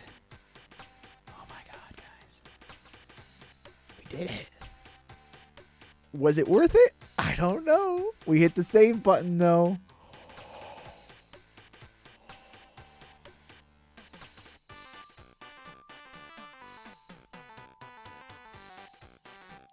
We did it.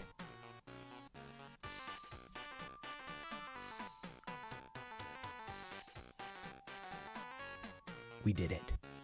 It didn't crash. Let's go. Okay, guys, we made it, boys. We made it. They look nice from the view, but what about the camera view? Yeah, the camera view is a little more rough, but if we change this value to our 6, because apparently we're subdividing to 6. That's even the worst part. They look nice from top view. I think this works pretty nicely.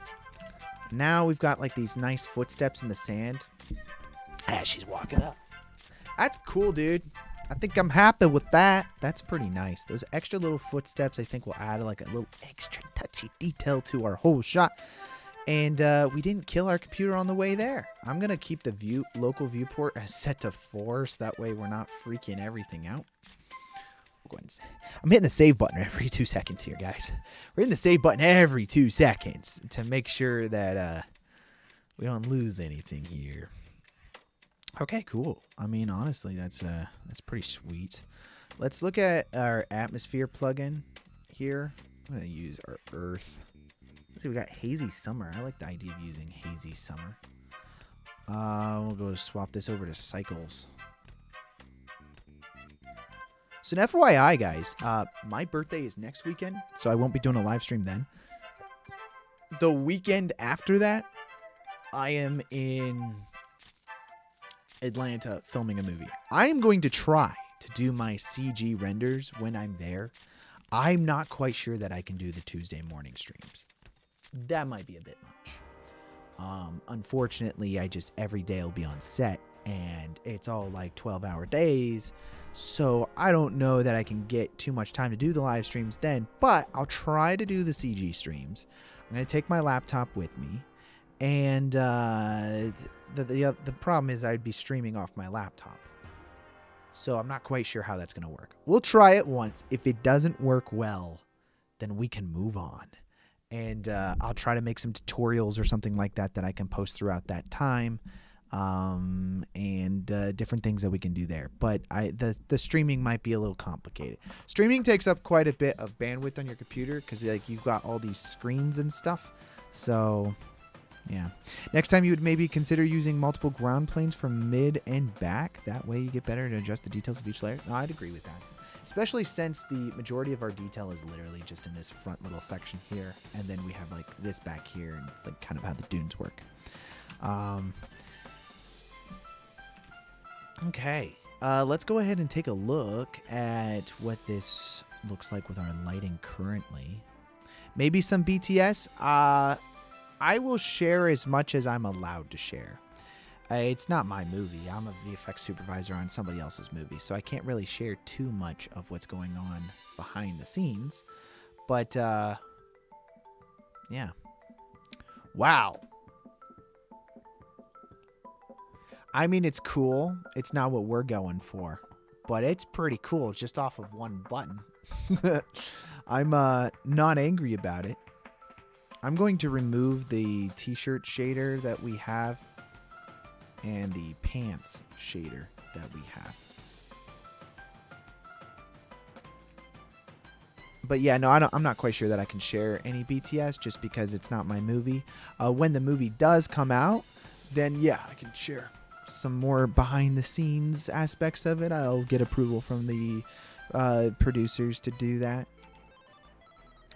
But yeah, okay, so let's make some adjustments here to our preset that we have. We have hazy summer.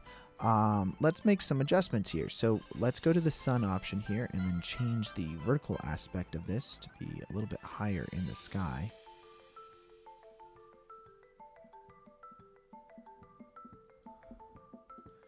And we want the sun to be more front facing here, so let's change the horizontal aspect of this to be on the other side of the image.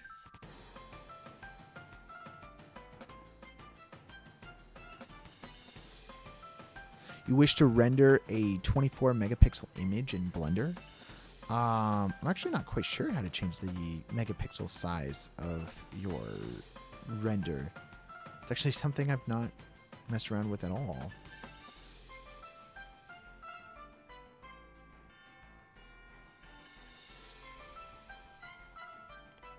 Then we'll change the not horizon, but the vertical nature of this to be a little bit higher.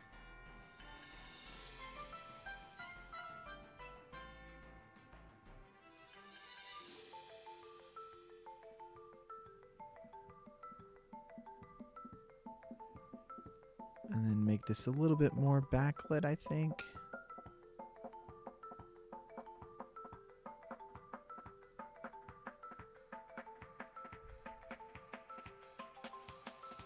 And then a little more sunset-y.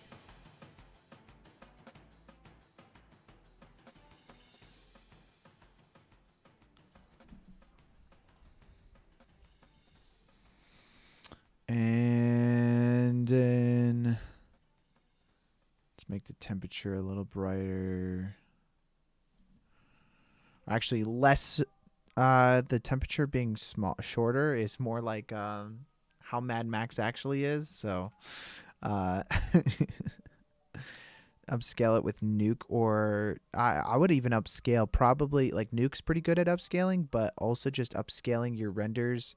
I did a logo for a studio once, and when I created that logo, I up-resed it in Topaz, and I up-resed it to 8K off of a 1080 render. And dude, it looked amazing that way.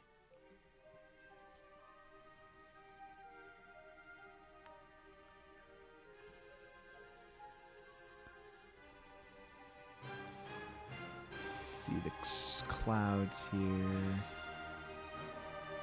I'm not really a fan of the clouds inside of this plugin. Used to be a bit more of a fan. I want more of a purpley kind of sky, I think.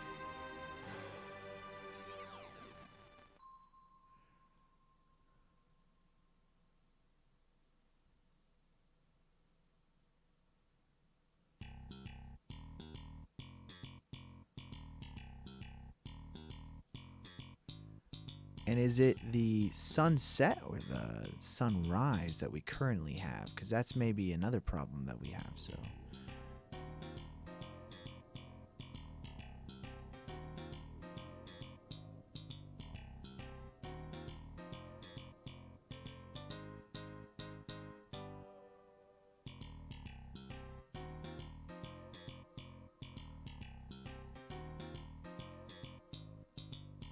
PC tech needs to catch up. I have found that like PC tech can hold you back, but sometimes it can be more of the aspect of being more efficient with how you are rendering things or tackling things.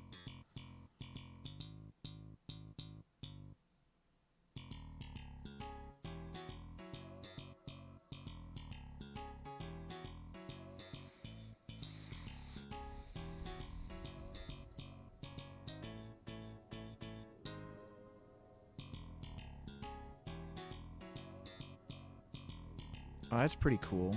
I'm just going to look through some of their different presets here.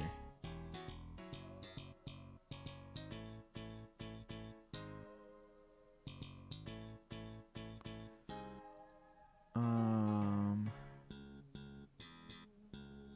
that's pretty cool. Retro Wave. Tatooine. Which we used last time. Thick Fog, Thick Haze.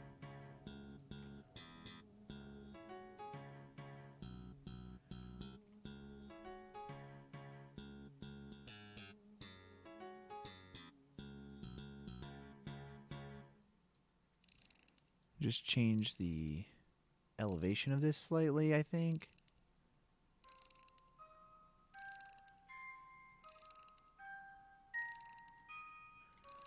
I don't know. I'm trying to...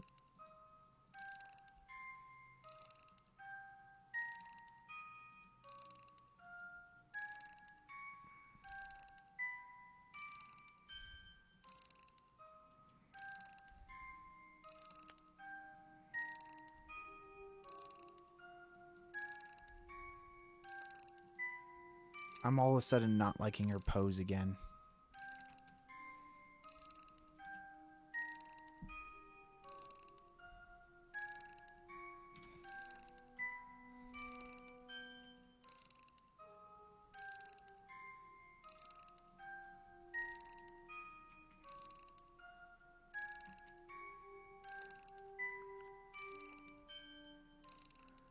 It's like her teeth need to be closed, but her mouth needs to be open.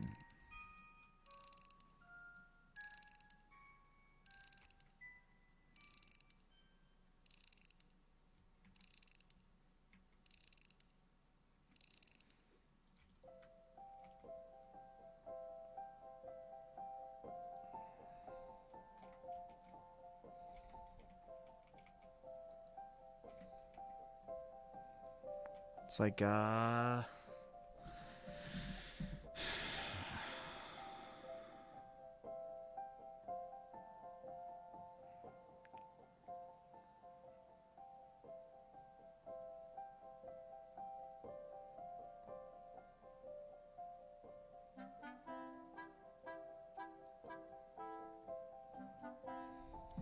should buy yourself an 8 megapixel DSLR camera since you can't get a 24 megapixels too much. Well, what would be an example of like an 8 megapixel camera?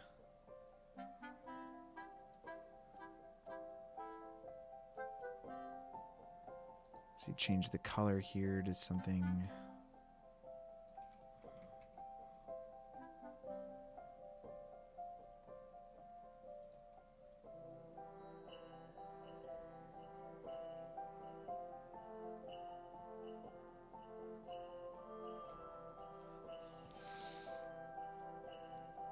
Yeah, this lighting is not working for me.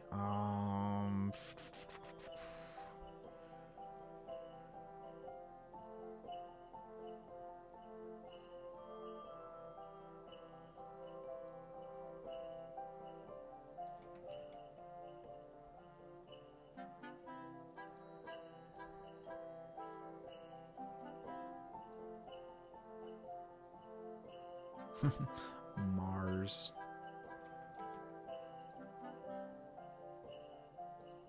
I don't know what these. Sweet. What the hell? Thick fog. Just too flat. I mean, I can add some more lighting on top of it. I'm just trying to get the overall sky right now to look correct. Thick haze.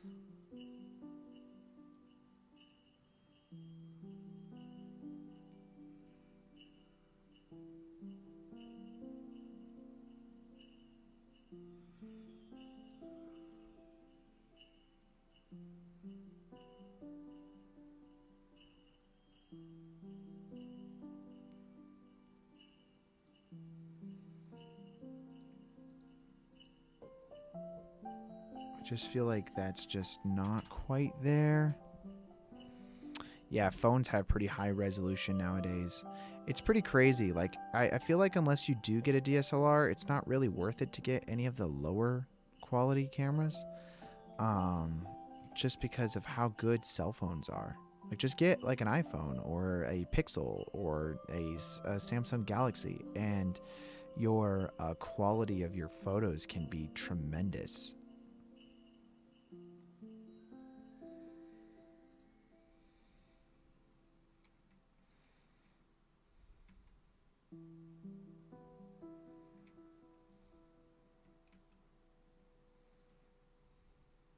Do more of like a purpley kind of like color here for this.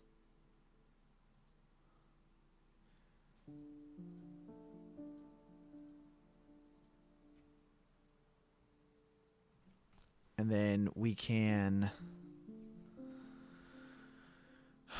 add in some more flags and stuff for the lighting that we specifically want. For our character, though, we could just go to human gen here. One thing we could do for the skin is we can actually make sure that subsurface is turned on. So that way that has like subsurface scattering. And then I don't really care about the rest of this. Just make sure hair's turned on, of course.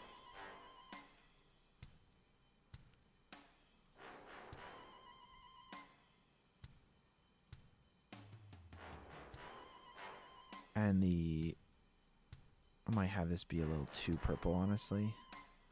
Let's also do this. Let's go to Polyhaven and find ourselves some nice HDRI. I think that's gonna do us better than trying to mess around with this right now.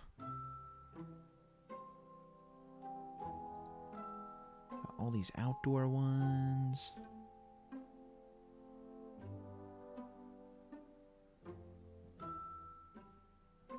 Granted, we do need a sky aspect of it, but sky/ground.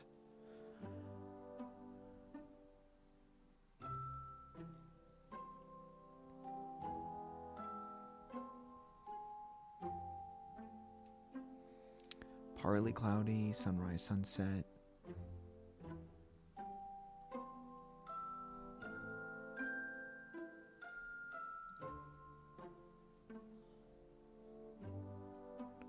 We don't want clouds. This is the trick here. We don't want clouds because it's Mad Max and there's no such thing as clouds in that world.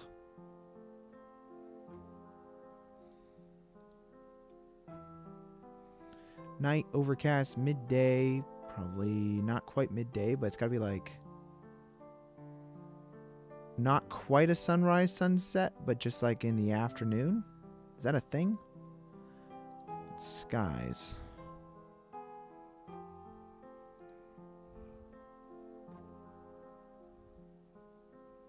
Not quite.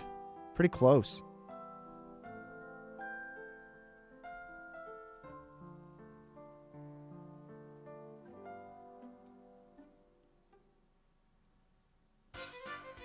That's pretty cool too. It's just not quite the right color.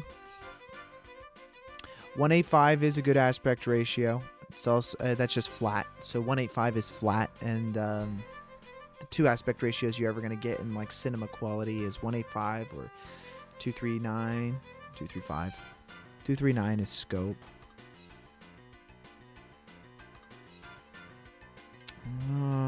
Ooh, I like that one kind of.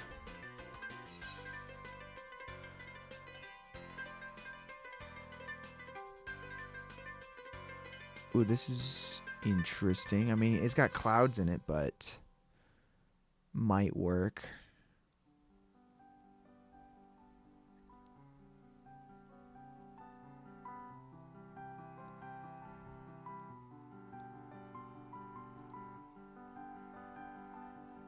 Let's download this one, not 16K. And then I'll just download this to our HDRI folder.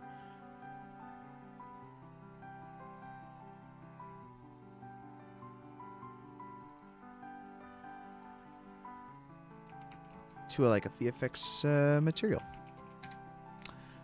folder specifically. So we'll hit the save button there.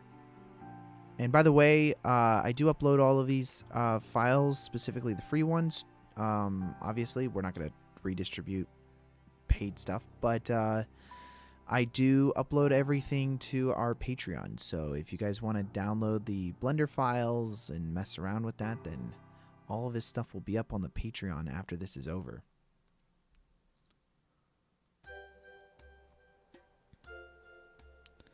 Let's see, let's go ahead and find that now. So projects, live streams, where are we at? Why is my Blender all screwed up now? Streams. And today's date with the correct HDRI.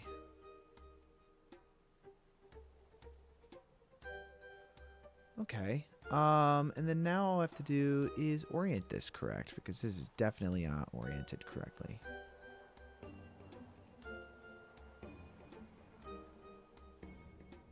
Delete our sum that we had before, and then go into shader editor and change this to world options. And now if I just add in the appropriate coordinates, I can rotate on the z-axis the correct orientation that I need this to be.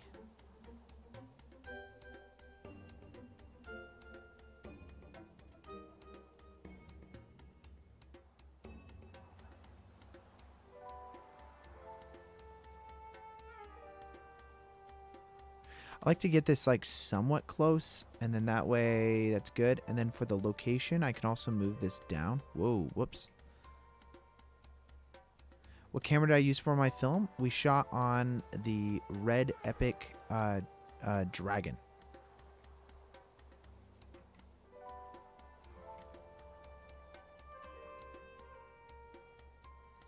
It shot in 8K resolution, actually. See, 0.02 probably could do the trick here. Maybe 0.03. Yeah, that looks pretty good there.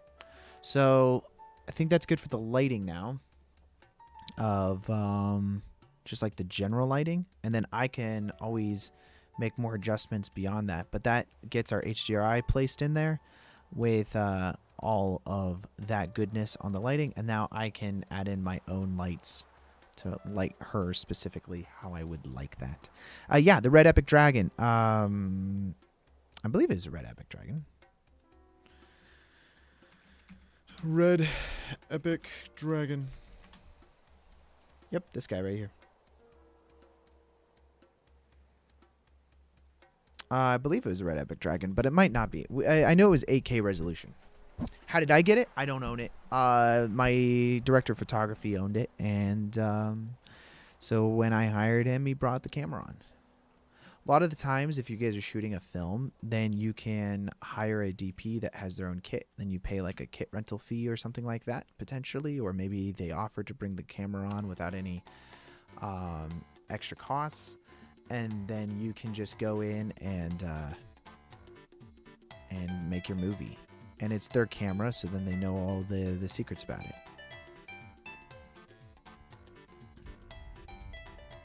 Yeah, I remember when I was in college, I used to think like, oh, I need to buy all of my own equipment, everything like that. It's not worth it to buy your own equipment. You can rent.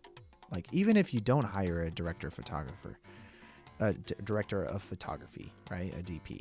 Even if you don't hire someone like that owns that equipment, you can go get that equipment yourself. You can rent it for a weekend, go film your movie, then return the equipment. Weekend deals are the best way to film stuff because you can go in and pay like 1 day for rent and then return it Monday morning, and it counts as like 1 day or something like that. I think that's the deal. And when you return it Monday morning, then you have the whole weekend to film something, which is a pretty cool like little gig. And or film it on like a long weekend where there's like a holiday or something like that. That's also a pretty cool idea. And you can get it for a couple $100, and then with like lenses and all that stuff. But yeah, what is process for a film? What do you mean by what is a process for a film? I'm not quite sure by your question. I think smoothing out that background there is pretty nice, especially since these are supposed to be like sand dunes, not like hard rocks. So we'll just smooth it out a little bit more, like right here, I think. It's still got the shape that we want. It just doesn't need to be hard ridges.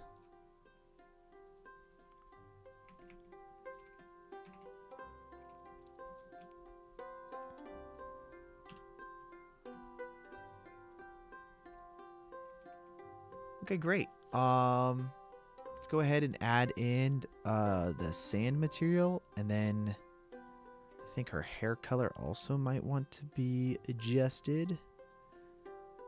Let's see. Let's go back here. Hair. Turn the hair on. Change the lightness to be a little bit darker. Can we change the hair length also?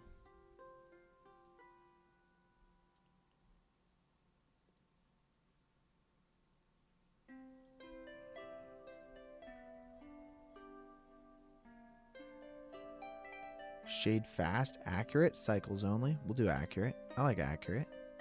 I like more render intensive. What does it take? Good question. So every short film or whatever you shoot takes different, aspects of preparation that would go into it. For what I did, I actually built myself a set. So I wrote the script, let's see, about 2 years ago. In September. So this coming September, it'll be 2 years ago is when I wrote the script. And then I built the set, and that took a few months, and then we shot in January. So from September to January, I built the set, and I was lucky enough to have a space that I could easily do that at. Not really a soundstage, more like a warehouse, but that, you take what you get, and it didn't cost me anything, so I did that. And so I built the set, and I was able to then prep for casting. So I started casting people in December, and we had everybody locked in by January, and we went on set and filmed. There was only 13 of us on set, but so it was a pretty small crew, but it was more people than I had really ever worked with before. So this was I've done a lot of short films, but this was my first time doing a short film where I hired people. So I always tell everybody that this was my first short film because it's kind of true. It was the first one that I actually spent time and prep and all of that stuff. And then we took it in post-production, got it color graded and everything. So after filming takes place, I had an editor who is also the creative producer on the project. And he cut the film for me, and he edited in Avid. And so we would work on different versions of that. And then I would send that to different people I trust to get notes and feedback from them. And then we would make more changes. And then from there, once the cut was locked, I started working on visual effects. And since we shot everything was on a soundstage, the walls only went so high, and there was no roof. So we had to do set extensions on about 70 something percent of the VFX or shots in the entire film were visual effect shots. And they were all just set extensions of adding in roofs and lifting up the walls a little bit more, like another foot or so. And so those were all visual effect shots, and that doesn't even count all the werewolf shots and like fire and everything else that went into the film. And the movie was about 10.5 minutes long. So after visual effects were done, we went to sound. Then we had a sound designer who created all the sounds of the werewolf. And then we had a sound mixer who then went and mixed everything. We had a Foley artist who recorded all of the additional Foley work, such as footsteps, because again, we shot on a soundstage. So it takes place in a cabin, not on a wooden surface, not in a cabin. So anytime somebody sits on a chair, anytime somebody is drinking a glass of water, or is walking around, or opening a door, or opening the window, all of those sounds were added in post. And so you have a Foley artist that goes through and does all those things. The sound designer kind of controlled more of the aspects of like adding in the werewolf sounds, making the werewolf sound real, have more gravitas to the werewolf and things like that. Flames, fire, somebody getting thrown against the wall, like all those sounds we never got on set. In fact, actually, the person getting thrown against the wall was a visual effect shot, so it never actually even happened. It was a digi-double. So like that was all the sound aspect of stuff. Once that was finished, we then went to color grade the film. And so then the movie got color graded in HDR, which is the high dynamic range. And once that was done, we did a trim pass in theatric. So the film got a color grade theatric pass. And then the movie's done, basically. Because then at that point, you can deliver the film and create all the DCPs and things like that that go into that. But yes, that's the process. That's the whole process on basically how to make a movie 101. Okay, I like the lighting. I like the depth of field that we have here for the ground. Let's go ahead and add in the shader for our ground now. So let's hit new, and then we'll call this sand. And I'm going to find ourselves a Polyhaven shader for sand.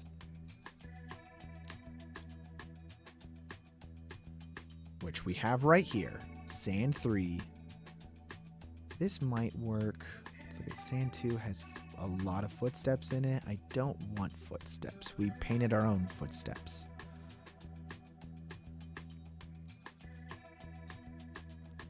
I'm going to download the 8K material texture of this.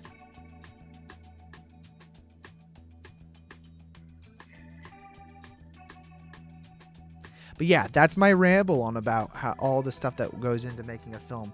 And honestly, making monster films is more work than, how to make a movie 101. Yeah. Well, I mean, on my Patreon, I've released a couple things already, and I'll be releasing more stuff going forward of the different things that I did for the prep work on making the short. So I already released so when I built the sets, I had to have a plan going into it of what we wanted. And so in order for me to do that, I basically created the scene in Blender, and I created all these rendering outputs of what that scene would look like, basically as like a CAD build model. And then from there, I was able to find the different materials, the lengths I need them, and like all that kind of stuff, rather than me having to figure it out on building the set. Which, by the way, I did end up having to figure things out on building the set, because when you're doing something for so low budget, you really don't have the option of being picky about, oh, I don't like this color wood. It's like, no, you're going to make it work, Connor, and it's going to look as good as you can make it. So that's what really turned out to be. Did I previs? No, but I really knew what I wanted going into it. Previs works when you're working with multiple departments of creative teams. I, however, being the person who was kind of like overseeing it and doing all the visual effects, I didn't have the problem of going, oh, well, I don't know what it's going to look like. I think previs works really well when you're working with a director and a VFX artist or supervisor that is a separate kind of like team. But since I'm the one that was handling it, I wasn't too concerned about that aspect of it. But probably, if I'm being honest, even though that is true, I think that was one thing I did learn that I think I would have preferred next time would have been to have better previs going into it, because that really helps you out on set to articulate those ideas to other departments. For instance, the DP is not me. It was somebody else that I hired. So it worked out in the end of the day for what I did, because all of my visual effects shots were basically full CG shots. We grabbed before I took the set down, we grabbed a full 3D scan of the entire set. So I could do whatever type of pickup shots I wanted, doing as full CG shots. So there's actually a good amount of full CG visual effects shots in the film just because of that. And that worked great because I didn't have to grab visual effects plates or anything like that. I grabbed all my plates later. You meant using Blender? Did I, are you asking if I did previs in Blender? No, I did not. But that's what I meant by that, is I didn't do previs, but maybe next time I should. Use this mapping on all of these vectors here. This is a lot of like the same material over and over again. You guys mentioned that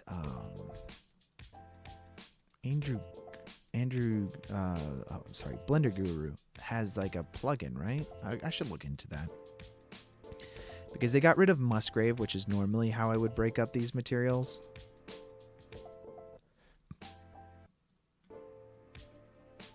Oh, this is pretty dark also.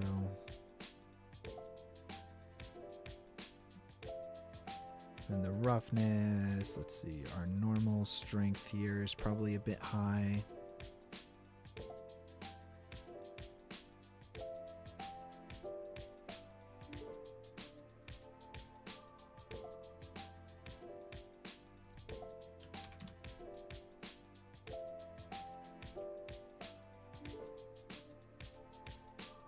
Very streaky.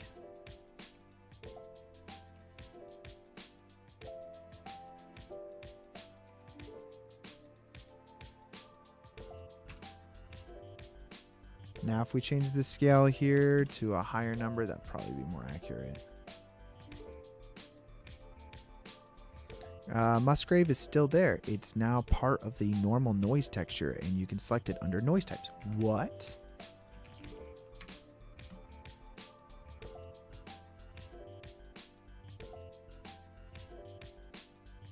What are you talking about?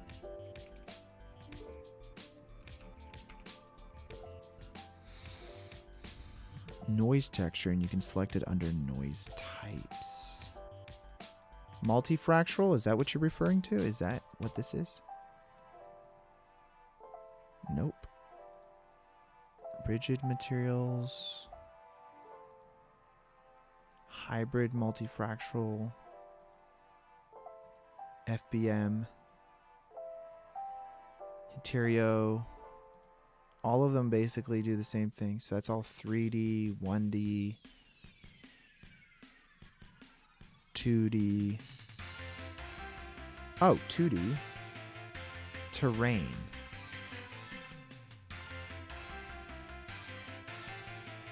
Was it stressful? No, not particularly. I think the most stressful aspect of it was we ended up changing the ending of the short on filming day because we ran out of time. I did not have a first AD on set, so and that was my first time working with a crew of people, so it probably would have been smart for me to have hired the appropriate people to work on the set, but I did not. And so lessons were learned through that. But with that being said, though, we were running out of time, and I kind of knew that. So I rewrote the ending of the film so that way we could accommodate for that. And actually, I really like the ending that we came up with in the end anyways. I think it all worked out a lot better. But that was something that I think I would have preferred for next time, would have been to have a first AD on set and then be able to control that a little bit better. What's an AD? Assistant director. So you have your first AD, which is your first assistant director, and then your second AD, which is your second assistant director. And what they are primarily responsible for is making sure that you make your day. So you film. They're the ones that kind of like create the schedule. That's the first AD. They create the schedule, and then they kind of like are in charge of making sure that it happens. They're both the good guy and the bad guy of the set, right? They're there to tell you to move on. Hey, you don't have time to goof around, buddy. You should move on. We don't have time to get more takes, you know? Like, whereas I might want, as a director, to creatively be like, oh, let's do it again, try it this way. Let's do it again, let's try it this way. And the assistant director's job is to make sure that, like, hey, we're running out of time right now. We've got like 5 or 6 more setups for the day. Let's keep going. And they're the ones that kind of like keep you in check for that. And that's good. That's a good thing. And that's where it's like, I definitely would appreciate having that for next time. Let's use a math node here, and then I'm going to multiply this by like a 0.01 to make the overall kind of like landscaping less. So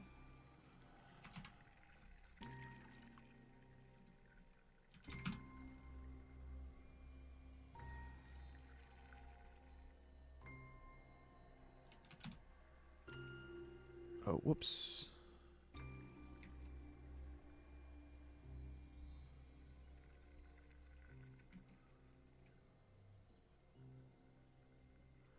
Rocks are still a bit large, I'm not gonna lie. So let's keep making the scale of this a little bit larger here until we find something that really fits. Just overall looking at the ground here and then trying to see how that looks in relation to our person. I think that looks a little bit better.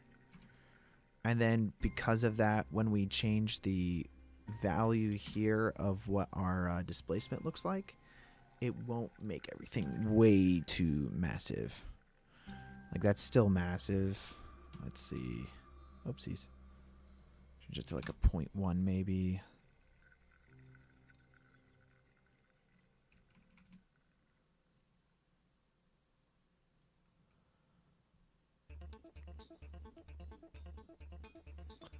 And then overall, I mean, the shadows are pretty harsh, which might be pretty accurate here. Let's use like a hue and saturation now. If we go just view this directly, we'll see what we're doing here. We just change our saturation to be pretty high. And then change the...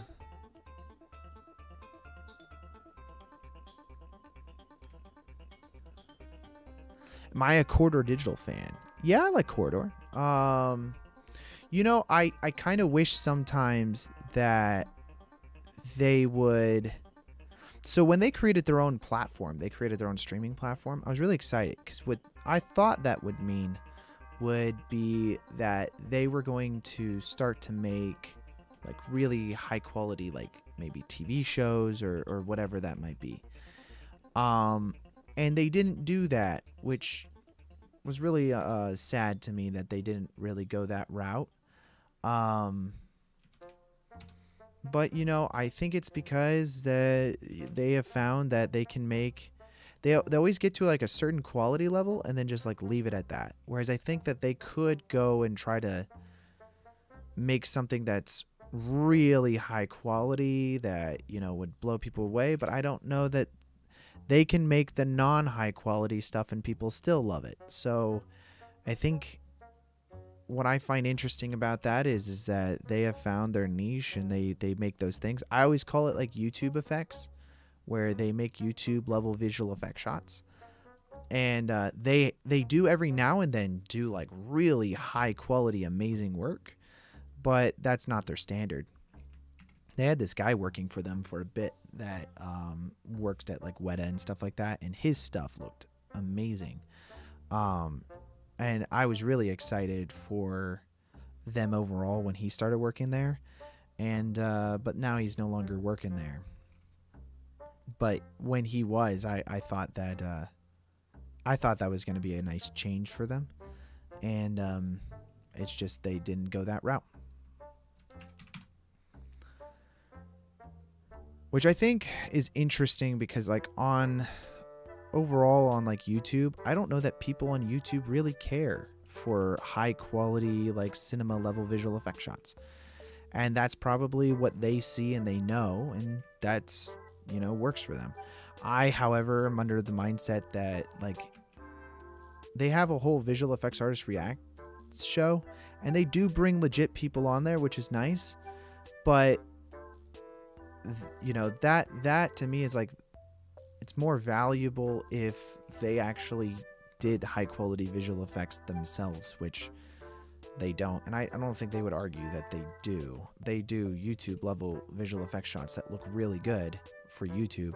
And then every now and then they'll do something that's like, wow, that's holy cow, you guys blew that one out of the park. But, you know, that's not their standard. But yeah, I mean, for a while I was a huge fan of them for a while, and I still like them, but I wear some of their merchandise quite often because it's very comfortable, not gonna lie.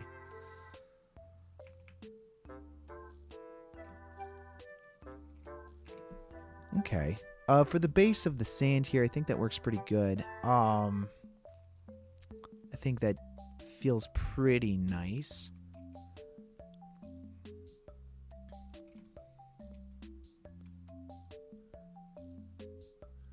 I think we could probably fit in some like kind of atmospherics almost. I think that would be a smart idea for us.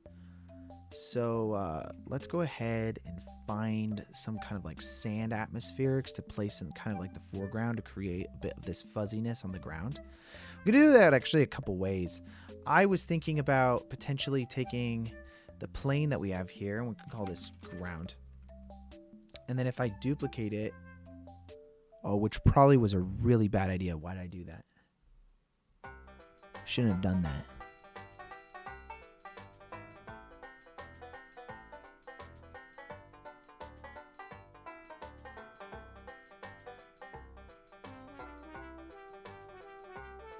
I think I froze my blender.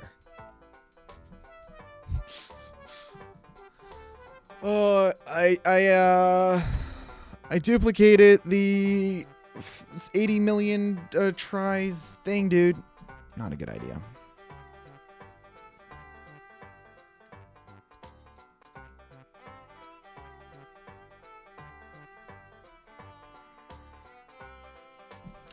Yeah, I duplicated the wrong object. Sand looks amazing. Thanks, Ben. Yeah, YouTube VFX. I first was thinking about like there's a lot of tutorials online. Like there's a lot of tutorials on how to do different things, like different movies and whatever. And but what I've always noticed is that they take it to like a certain level and that's it. And okay, my computer's definitely frozen here.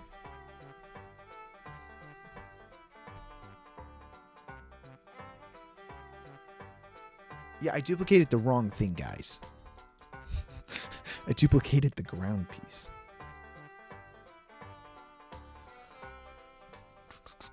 Oh, by the way, this is a shot from my short film here. One of my favorite shots from the entire short film.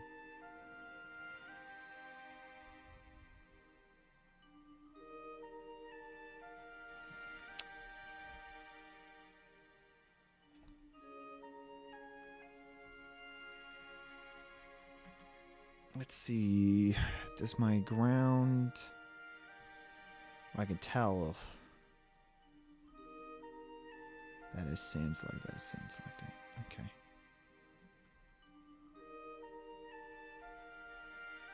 The heck is on her face?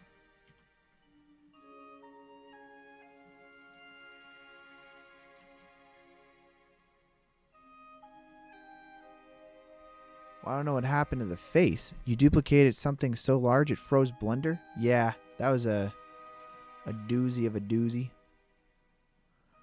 I don't know what I did to her face. Which I'm not going to lie, actually kind of works for the type of character she is. Having something on her face like that. I don't know what bug that is.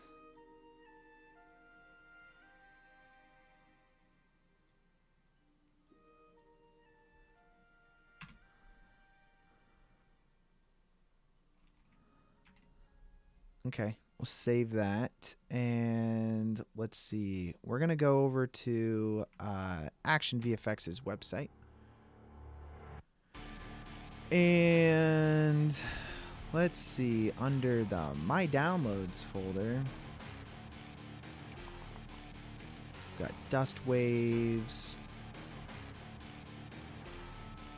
Let's see, we've got atmospherics. Smog, foreground smoke. I might try to do either... We could do dust waves.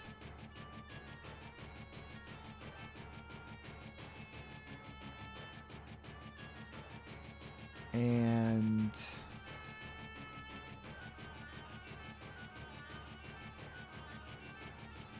yeah. Let's grab this guy. Download to our VFX material folder. Yes, Ben, I duplicated the ground, and our ground has way too many vertices on it for our own good here. By the way, if you guys want any Action VFX assets, use the link in my description. I get like a little kickback from it if you guys use the link in the description.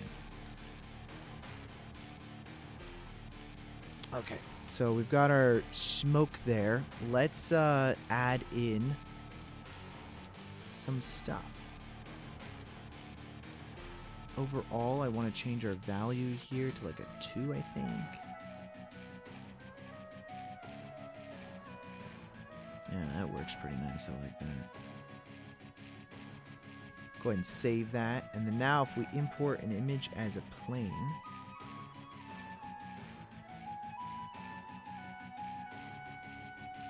Just gonna grab our smoke that we got.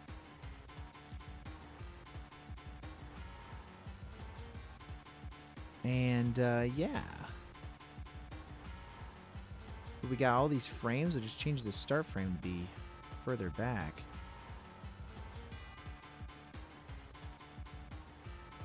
I'll change the base color to be nothing, but the color here is gonna plug into our alpha instead of the alpha into that. What that gets us, though, is that I can change this color to like the color of sand. And then now if I change using a color ramp, we can change the amount of our alpha by just looking at this. We can make this more thick.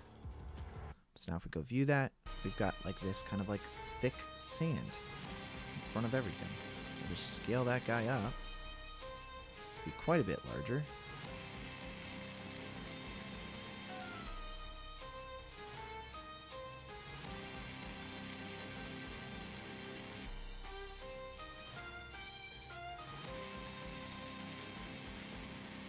And yeah, I like to just layer these things because it's good to have throughout your entire scene.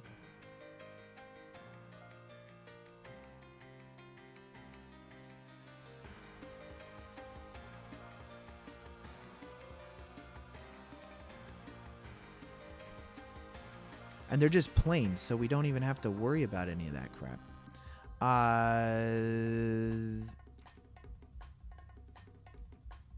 I mean, they shouldn't cause any, like, weird shadows. I'm not gonna lie.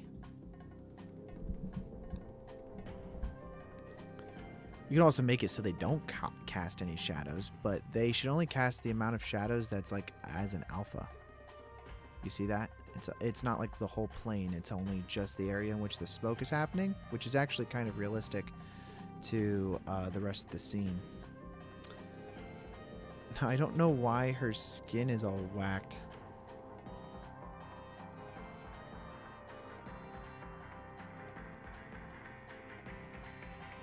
I don't know what bug that is. Is it from the masked torso thing / arms? No, because that's the only masking option that we're using there.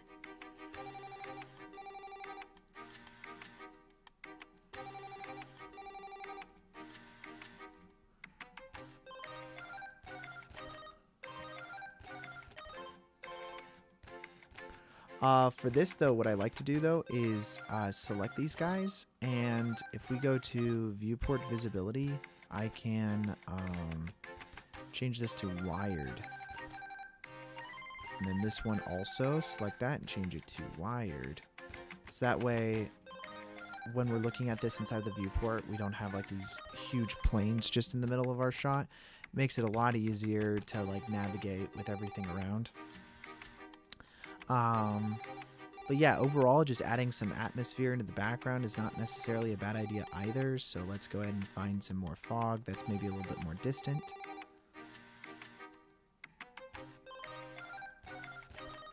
Let's download this guy.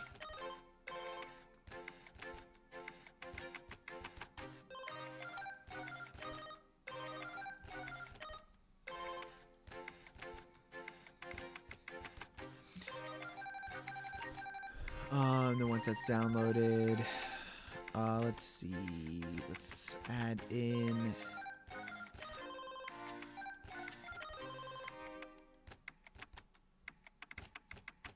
this new guy.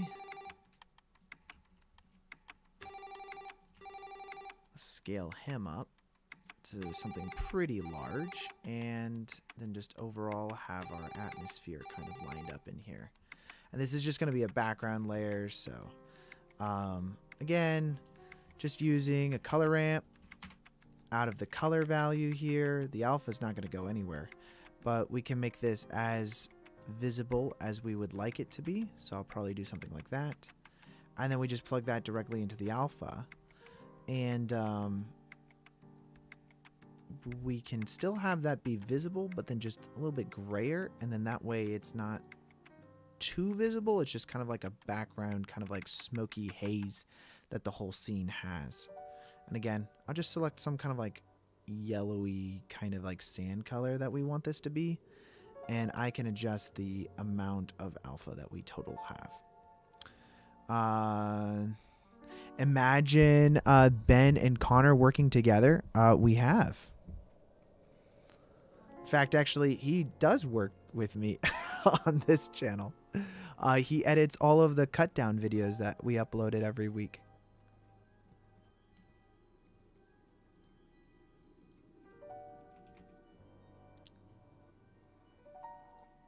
I'm going to take the overall smoke, though, that we have here, and then let's just duplicate that, and then we can scale that back here to something further away. And then I'm going to duplicate it again, just building out different areas in which we can have some atmosphere into our scene.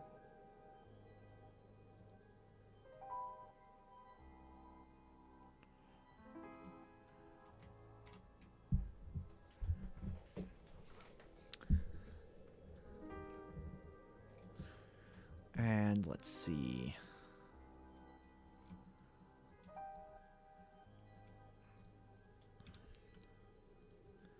For the skin here, though, let's see if we could fix the... So that's the hair. What's going on here now? Let's find the hair. We'll back out of this guy. Go into the skin.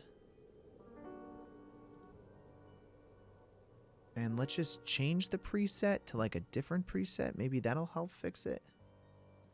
Turn off subsurface, turn it back on.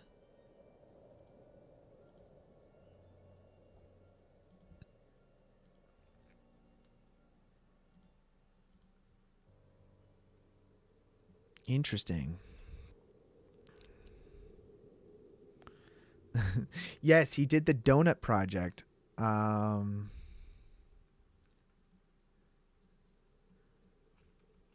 then what about with Hasselhoff?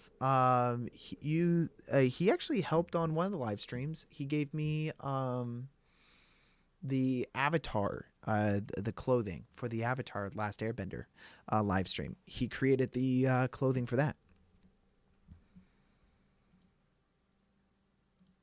Okay, so this is weird. It was the underwear. Why is it the underwear?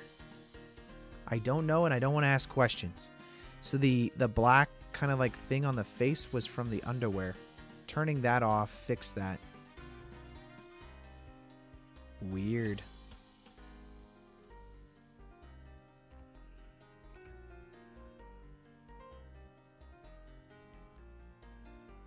I'm going to go ahead and save that now and go back to camera view here. That fixes the face issue that we were having. That bothered me, and I was like, I needed to fix that for sure. I think I'm going to want some more lighting on the front here. I'm pretty happy with the overall lighting of the entire environment, but I do kind of want to have just a little bit on her that we can just give a little bit more color to, some saturation. So let's just change this to more of a sunsetty pink color. We can kind of see what that's doing there. I might change the power of this thing to be a little bit brighter. And as per usual, dude, I love the probably some messed up UVs resulting in the underwear on the face. Yeah, that's probably what happened. I don't remember changing the UVs whatsoever, so that's why I was kind of like shocked that happened, but hey, whatever. In our light settings here, we can actually add in light linking, which is what I'm going to want to do. So it's a relations collections, shading, light linking, and then we'll hit new, and then I'm going to find our human gen. We'll just drag that in, so that way we're not affecting the ground. We're only going to affect the human here.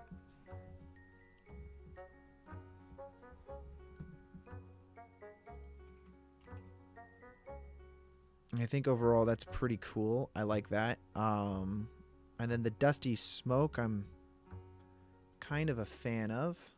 Let's go to our camera here and then just change the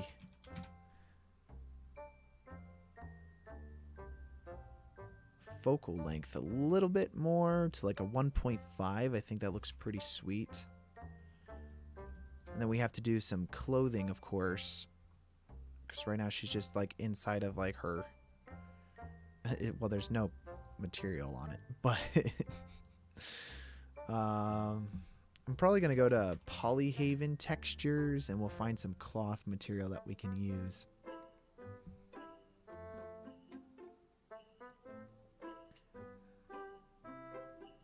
Go to fabric, I suppose. And what's she wearing in this? Some kind of like denim fabric material. You want light linking to work with render layers like diffuse and gloss. That would be cool. Such a cool feature, but I don't want to pick it up over render passes. You know, the other thing I really want is right now this is not an option, but when I create masks inside of texture paint or whatever, and I have my complex shaders, let's just, as an example, I'm not really doing this at all inside of here, but let's say I were, let's say this was a mask right here, and I wanted this black and white mask of some paint object that I did. A good example is that we did a lot of paint objects inside of our wooden character that we made a few weeks back. I would love that to be crypto mats and feed those into crypto mats, and I don't understand why that's not necessarily an option as far as I know, unless there is like a crypto mat node in here. Let's do crypto. There's no crypto mat node. There might be like a node properties option. All of these are properties. No, that's not it. Yeah, that would be something that I would love. I'm gonna add a new material here called shirt. You custom AOVs? I'll have to look into that because I am not familiar. Like this book pattern texture, I think is what we used last. No, we used this fabric pattern. The problem is they don't have a lot of great clothing options. They got this denim fabric. I think we'll use denim overall on this. Do we need 8K? No. Am I going to download 8K? Yeah. But why would I want that? So imagine I painted on, like last week, I did the Fallout kind of wall. Imagine it's an animated shot. And then I'm like, hey, that text that I added onto the shot using that brush, I want that text to be a little more poppy. Rather than going back to Blender and adjusting those settings inside of the 3D world, I would totally be able to do that inside of the comp if I have CryptoMats. So having the ability to adjust things with CryptoMats is very key for a good workflow.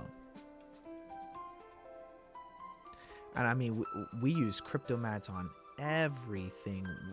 Like if I render this out and I want her to be a little bit brighter or whatever, I can make all of these adjustments just inside of the compositor without having to, you know, go back and re-render stuff. Re-rendering it, you never want to go back to re-rendering. That it's too expensive, way too expensive, especially when you've got thousands of shots and you need them to be done yesterday. You don't have time. You think the AOVs node with which you can output any part of the shader setup is a separate render pass. Interesting. Imagine you have some shoes with some stickers. You can easily hue shift the stickers. Yes, 100%. And that actually, I mean, you can see that happens a lot, especially in like the different renders I have done in the past. I've edited quite a bit of stuff inside of Blender later. Or not in Blender, but inside of Nuke.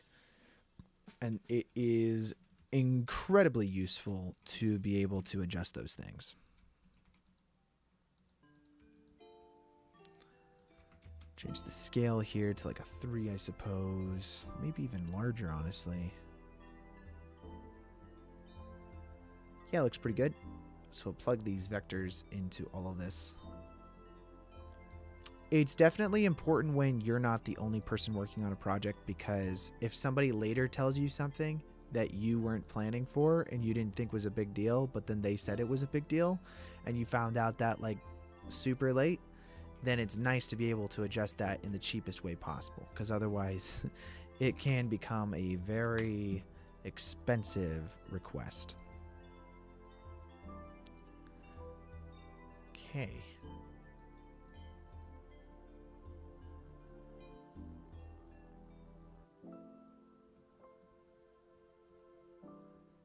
Okay, I'm not necessarily not a fan. I just am not a fan. Does that make me not a fan? I don't like the roughness, I think.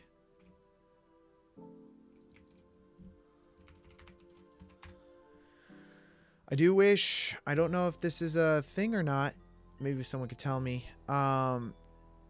In Nuke, if I'm selected on an object and then I add in another object, it just automatically goes and views that object. So like, let's say I was viewed on this object here, and then I want it, let's say I clicked on this, and I search for color ramp. Instead of it putting in my mouse, it would have auto tagged it, and then I can also then go and view this thing easier.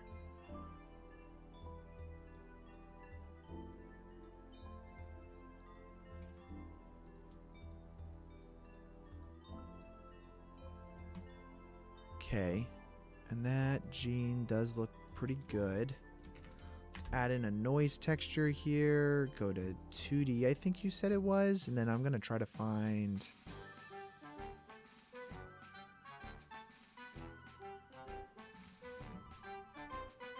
Let's add in a color ramp after this.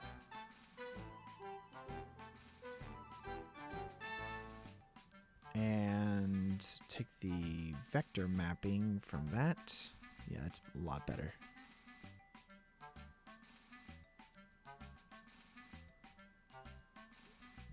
And then make a pretty contrasty scale option of that.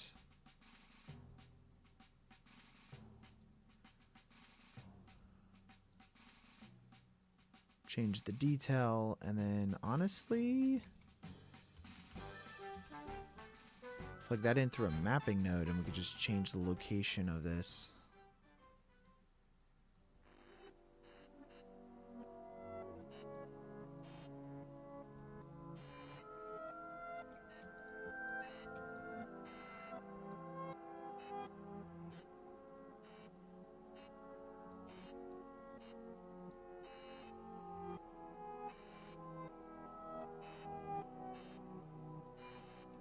There we go.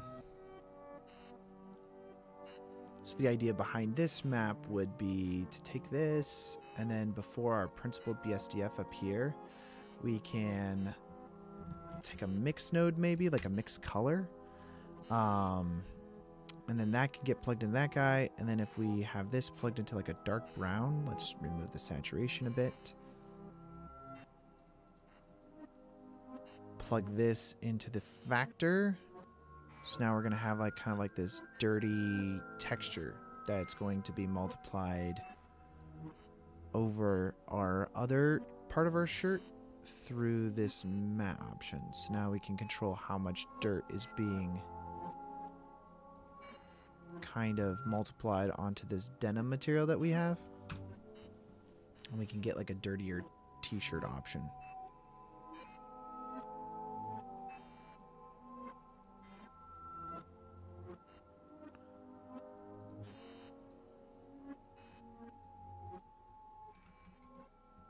Don't use 2D unless you're using... Well, I am technically using UV coordinates on this.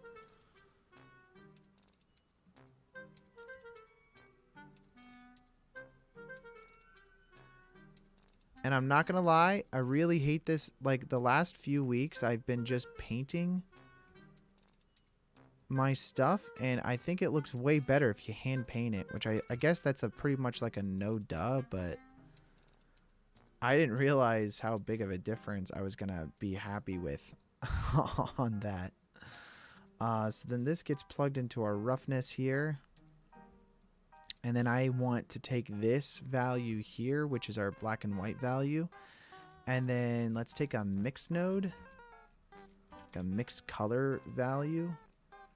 And using the factor here for this guy, let's see. We want that to be pure white, and then on the A input, we're going to take out the fabric roughness that we currently have. So that way it's like has the overall roughness of everything. And then, let's see.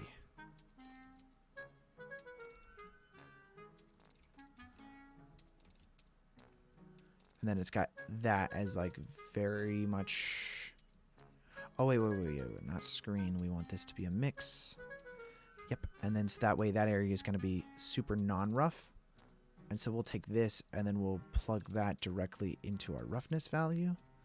So now this part here is going to be pretty, kind of like, have more of like a wet feeling to it.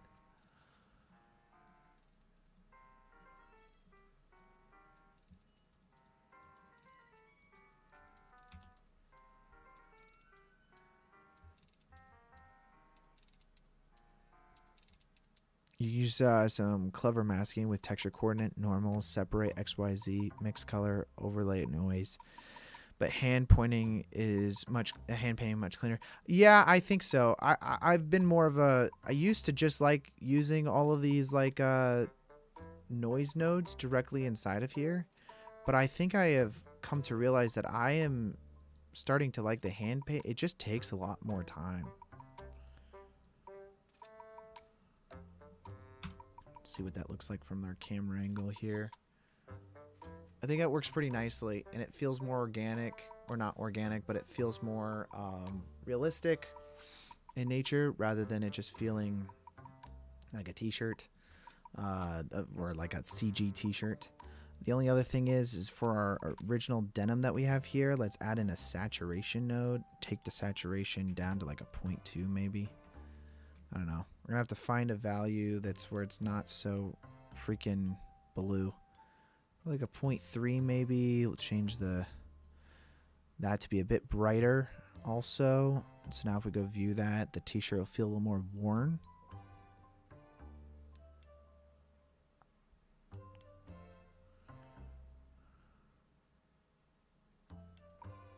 And then the t-shirt feels so smooth right now.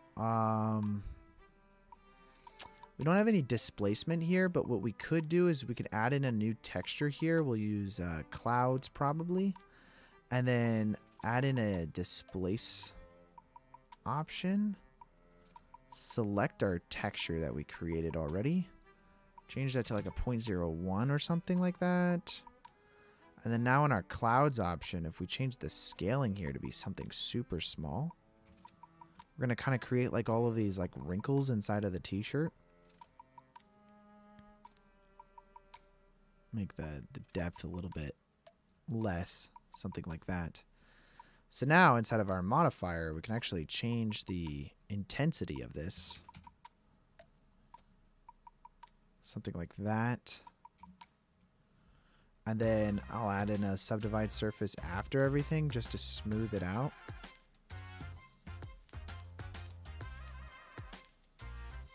And there you go. Now you got like more of a wrinkly t-shirt.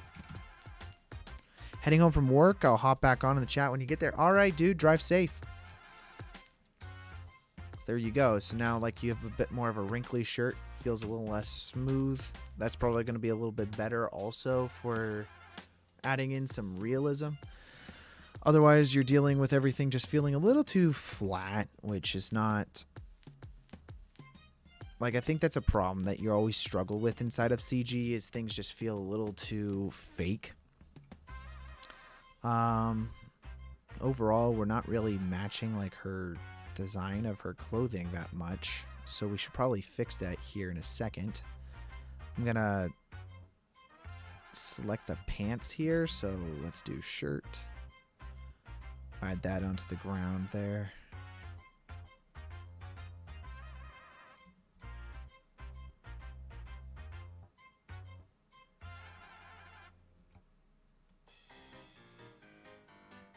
Yeah, so for this, I'm going to duplicate it, and then we'll call these pants.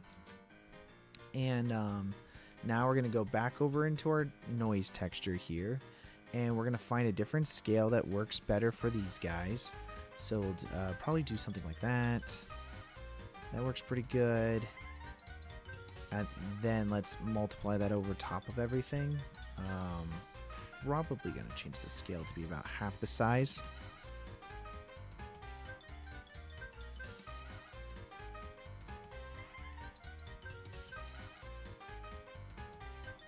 I like that right there.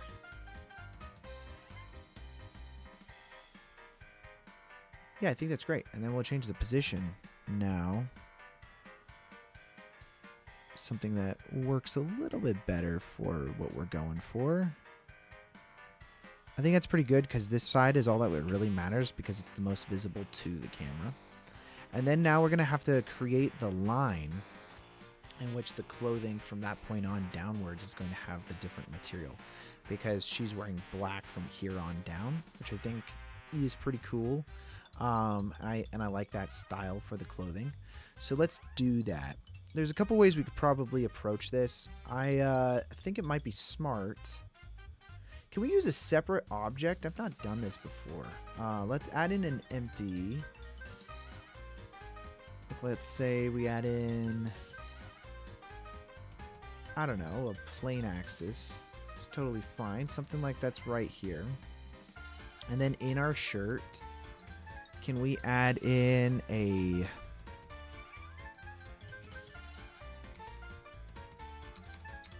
How do you do that? Texture coordinate from a separate object. And I want to get like the...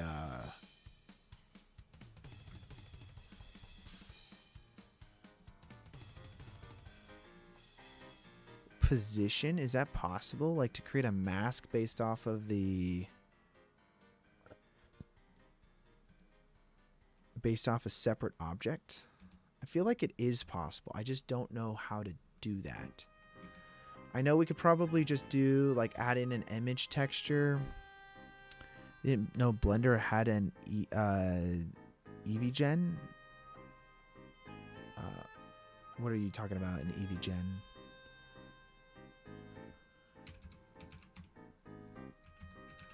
Add in a new texture here, and we'll just call this stripe. Create an empty, use that as an object, take the object output into a vector math, and set to... Okay, well, I want to try that because okay, so if I added in an empty, and then create an empty, use that as an object. So let's get object info, and then plug that into vector math.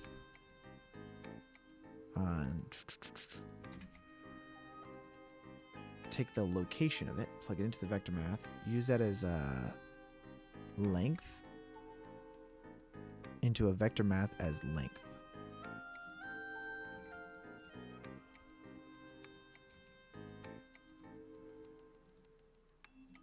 Oh, so okay, wait. Not object info. I need to use coordinate, texture coordinate. Use the empty. Take this object, plug that into the vector. And that should work. Oh, interesting.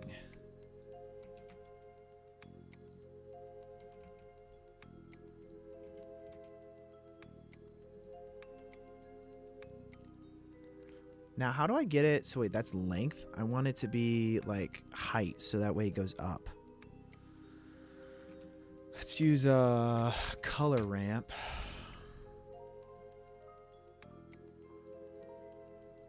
Just make this super contrasty, so that way we get the value that we need.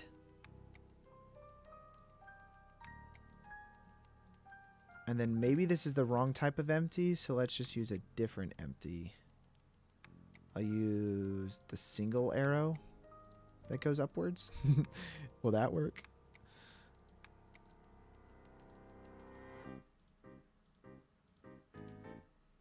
Oh no, that's still a point. You can also use a separate XYZ instead of using the length. I'll probably do that. So wait,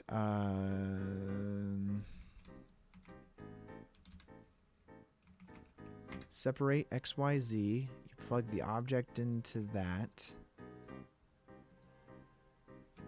And so then you take the Z and you plug that into the FAC.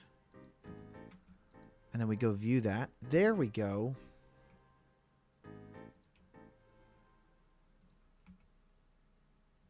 And then the smaller that is, the sharper the line is. Cool. Now we take this guy. Thank you, Hasselhoff. Much appreciated. Now we can take this guy, and then before our principal BSDF here, we have our base color, which is receiving the color from here. Then I want to take this, and actually it's where our denim blue object is total right here. I want to take a mix node, so we'll do mix color, and then we'll plug that into the blue B section of it, and then the A section here, we'll just make it black for right now. And then now if we take our overall output of this color ramp into the factor, we should get blue at the top here and then black down there. Now, technically speaking, I might be able to take a color ramp and then plug this directly into our denim color. Let's go view that real quick, and that'll create the black and white version of the denim. That way it's not just a complete black texture. And then we'll plug that into the A input, so that way we have our black and white version and then our blue version. So there's our black and white version and then our blue version. And then if we take this guy here, let's scale that down so that's why it's a sharper line.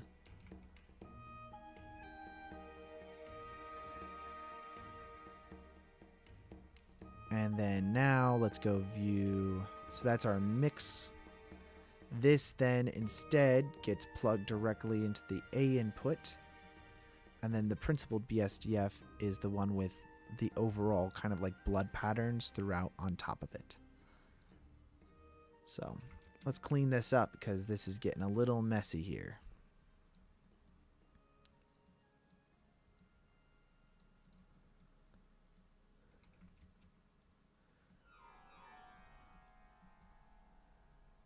And then overall our pants now, we're probably going to want, if we copy this, I'm going to save that. And then we go to our pants down here and just paste this. We can delete that value. Plug that into the factor there, and then plug this into the top there. And now that's going to be black all the way down and then light at the top.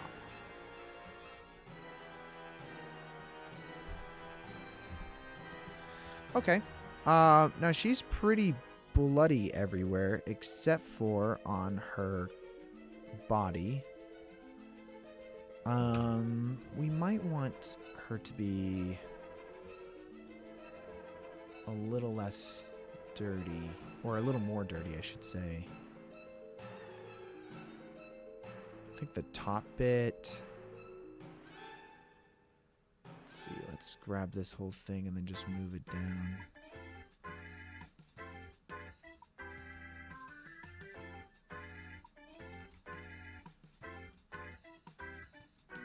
Today you worked with Maya and great, and it didn't crash? Not even once? What? No way. Blender crashed a bunch of times on me. What did you do in Maya? You just didn't touch it? Is that how you made it so it didn't crash?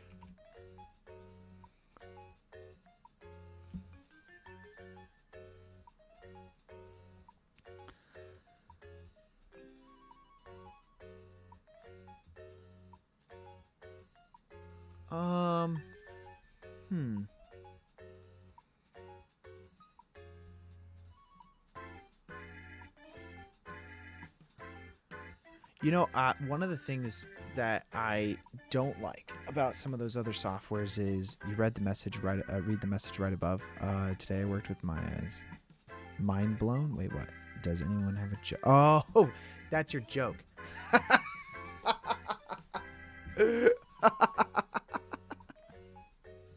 That's funny, dude.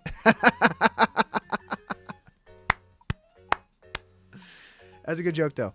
That's a good joke. I was like, wait, what? That's good. That's good. Let's see. Let's take a mix color node here. And we'll take the value of this and then a little bit of a red value here. Now, the trick we can do here is we can mix this red value onto our sandy color.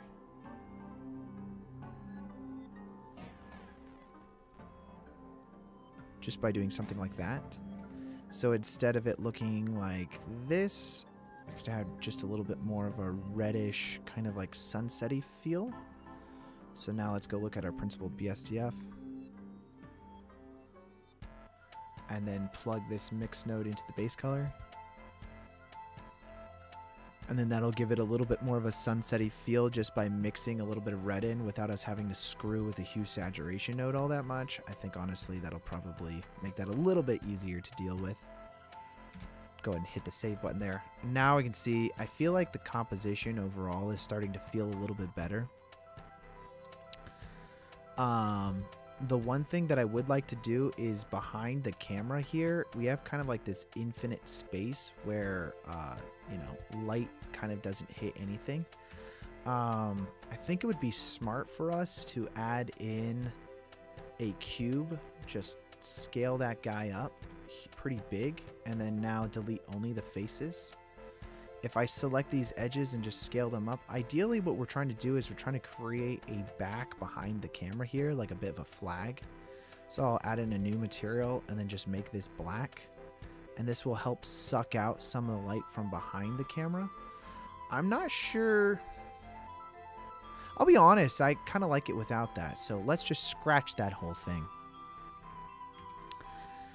The one thing I don't like about Maya or a lot of these other softwares is how long it takes to open them. Houdini takes me 5 minutes. I kind of been liking using Houdini, but it takes so goddamn long to open the software up, guys. Why is that? Like, what is the deal? I don't understand. Let's see.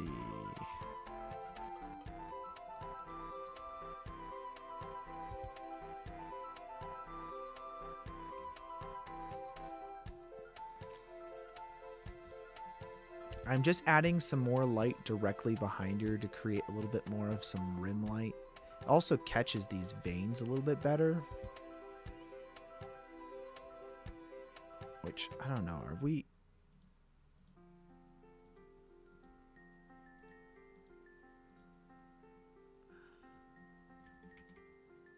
Are we hating it or not?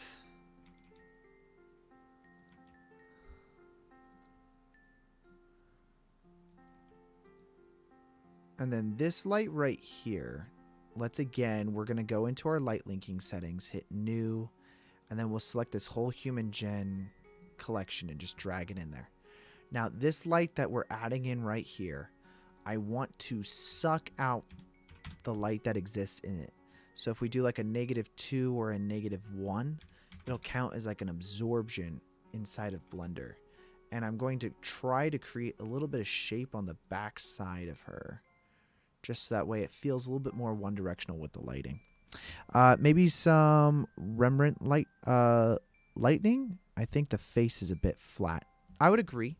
Yeah, I would agree. And I think it's funny. I just did this before I saw your comment pop up.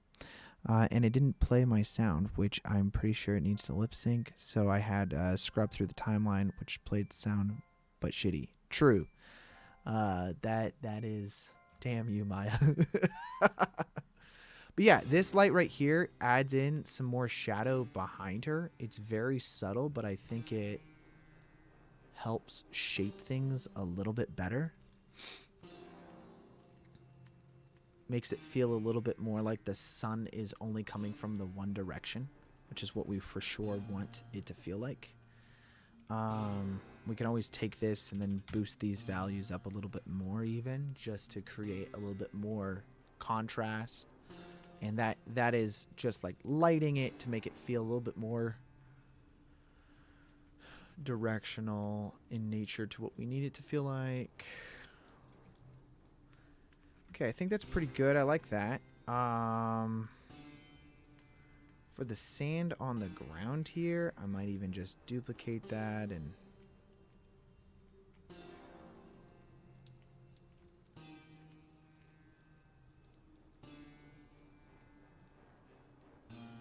just adding in a little bit of sand on the ground here that is being kicked up. And then our overall ground, we have the footsteps that are leading up to it, so I think that'll all play in pretty nicely here. I think we're pretty close to being done, guys.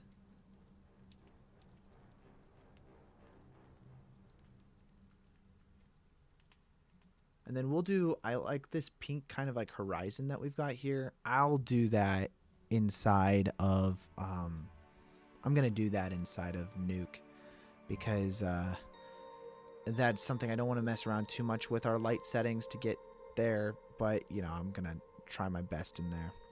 So for our color management, I'm going to set our sequencer here to ACES CG. Let's see. Sequencer. Whoopsies. ACES CG. And then if we go to our render options here, I'm going to set this to Open EXR Multi-Layer. And then for our color management on that, we'll override it to ACES CG. So we'll just make sure that everything is rendering out as ACES CG here. So yeah, let's go ahead and hit the render button here, and we can start compositing. Don't know how long this is going to take.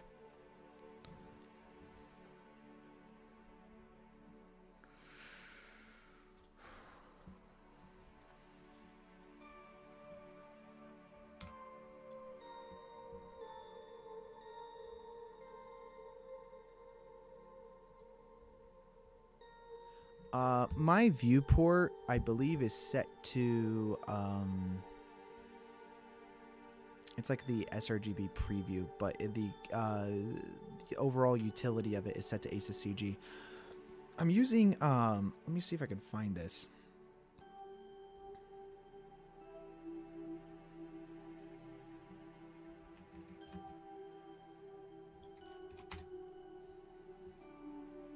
While that's rendering, I'll see if I can find the link and I can send it to you guys. I've been meaning to post this in...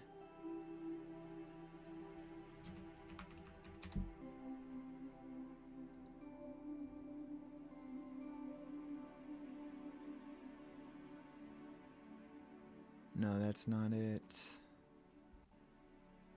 Let me see if I can find it. I sent it to my boss at one point, so I'll just see if I can grab that.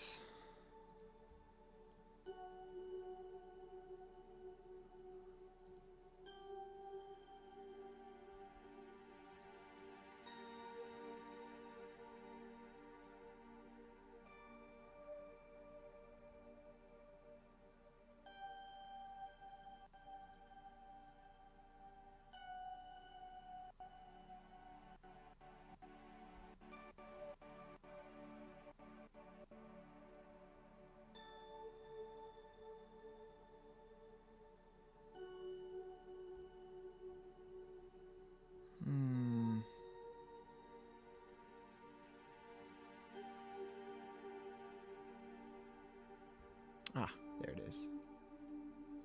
Let's copy paste this and I'll share it with you guys. I'll post it in Discord.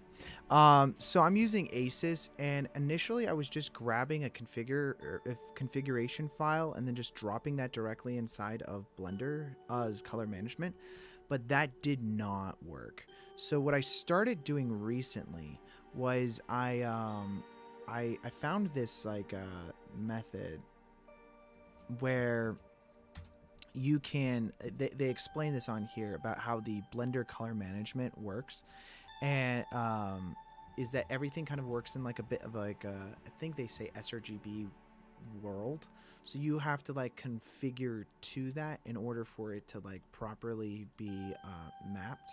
What the heck? So this is the best way to do that. Welcome back, Keysign. Inside of a linear fashion, and then I use that same color management configuration inside of Nuke as well, and that allows me to see it in Nuke exactly how I see it inside of Blender. So when I'm viewing it here and I go import it into Nuke, it should look one for one exactly perfect. Is the idea.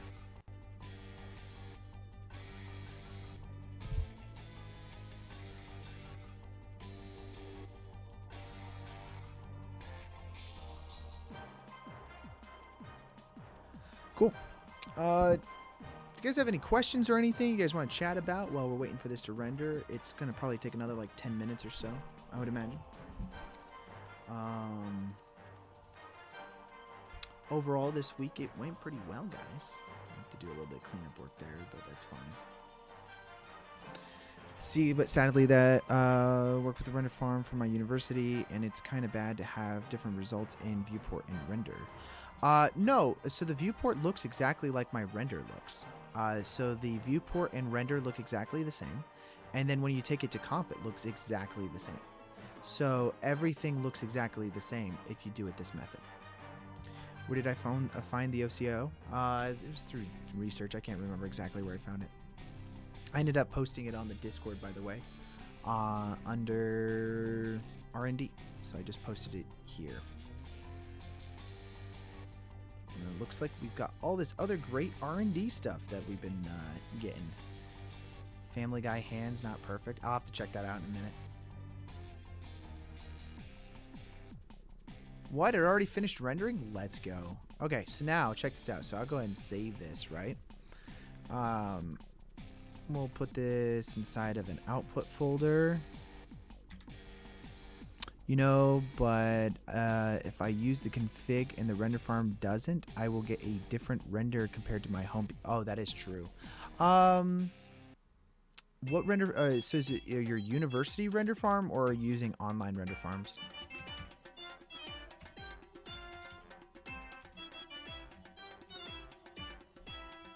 Let's go ahead and save this. Now, if I go ahead and import this into here, let's go to streams, find today's date, output folder, and load in our configuration.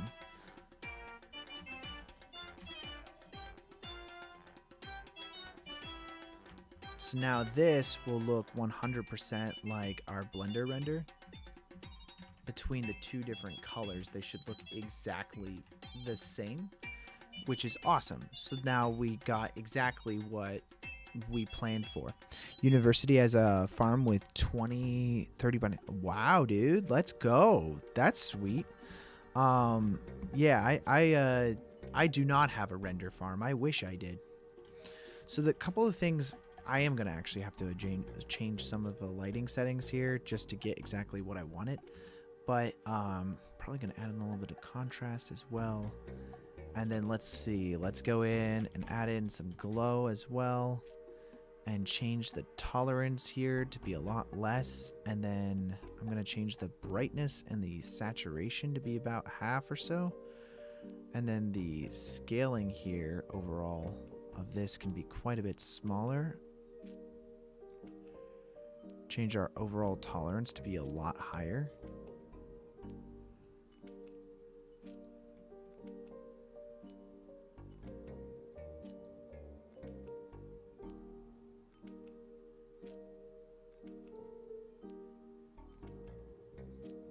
I like to add in a little bit of a hue tint to it as well, because that'll give it like the chromatic aberration that we really want.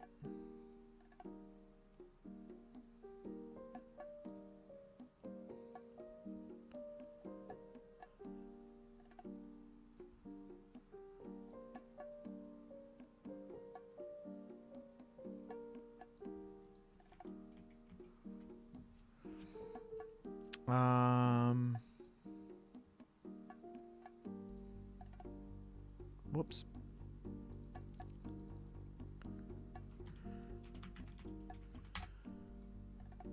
And then let's see, let's change our size for all of this to be a little bit smaller.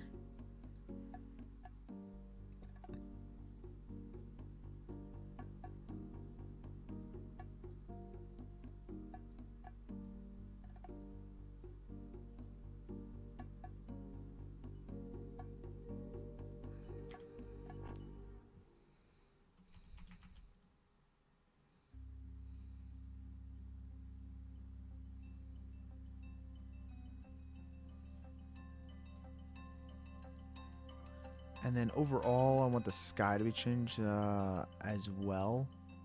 Because this sky, compared to our reference, which I want to have more of that kind of like purplish sunset in there. We do have cryptomats. Oh, did I not enable cryptomats? I don't think I did. I did not. That kind of sucks.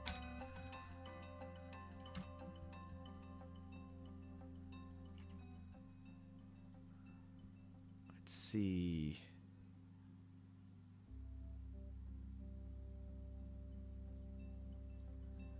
let's do that, and I'm going to add in some shapes here to get this to be exactly what I want it to be. So overall, we're going to want this whole section up here, and I'm just going to blur feather that. Pre-multiply it, and our blur can be a lot larger. I forgot to enable cryptomats, guys. It's okay though. Not the worst thing in the world. And then I don't want her skin to be as bright as it is, so we'll just add in another merge node here.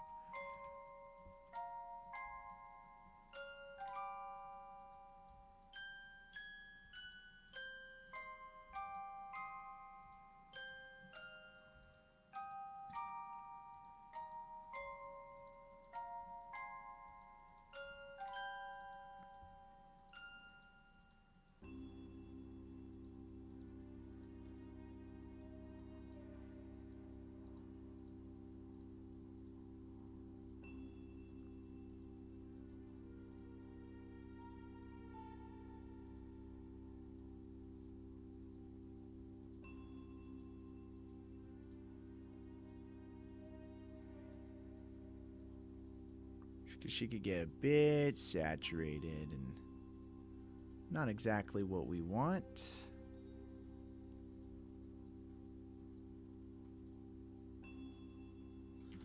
So we'll set that up and then just say RGBA, and then we will invert our selection here. So now the grade will be adjusting the whole background, but not our person. Some stuff to watch out for is this. I'm just going to feather out the bottom here.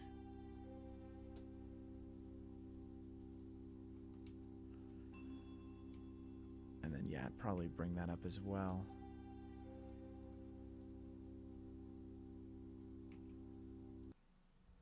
And there we go. I mean, that's pretty much it. So she's going to be a little bit more dense. That'll also help her stand out a little bit more, I think. Would have been nice to make some more adjustments there, but that's fine. Then, past that, let's go ahead and add in a lens distortion here. And we're just gonna re-distort everything here a little bit more, so that way it makes our environment a little more 3D.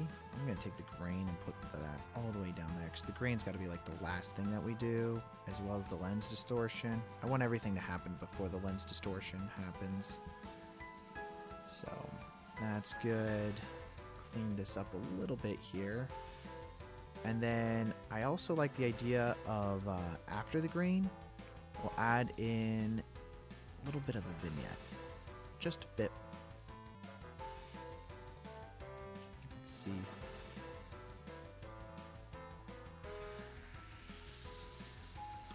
Something like that. It's got to feel natural, so I try to follow, like the sky is obviously not going to have a vignette in it. So if I blur that now to like a 300 or something, and that's already pre-multiplied, and then if I invert our mask selection here, I should be able to darken the edges there a little bit more. And again, we probably could have this happen after the grain, but it's definitely going to happen after our lens distortion. Perfect.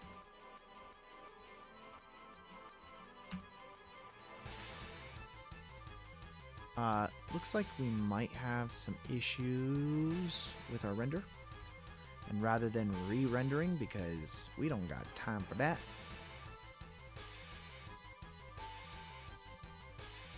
just change this to like a 0.1 or something like that and paint fix our issues here.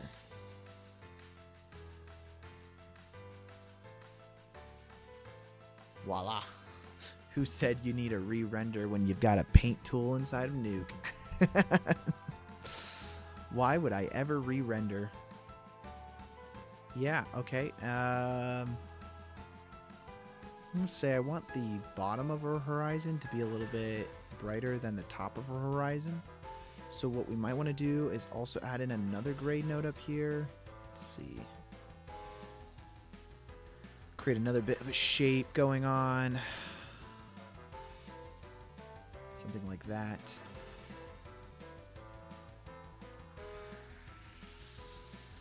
Pre-multiply that as well, and then we'll add in another blur node that's like a 400.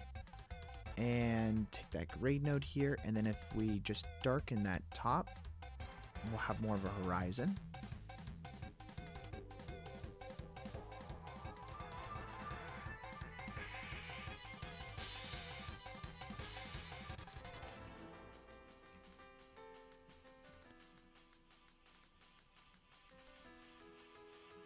So we're just adding in a little bit more of dynamicness to the sky that way, and I think that also just makes it feel a little bit more cinematic in nature. Go ahead and save all of our work as we're working on this, which is probably a good idea to do so.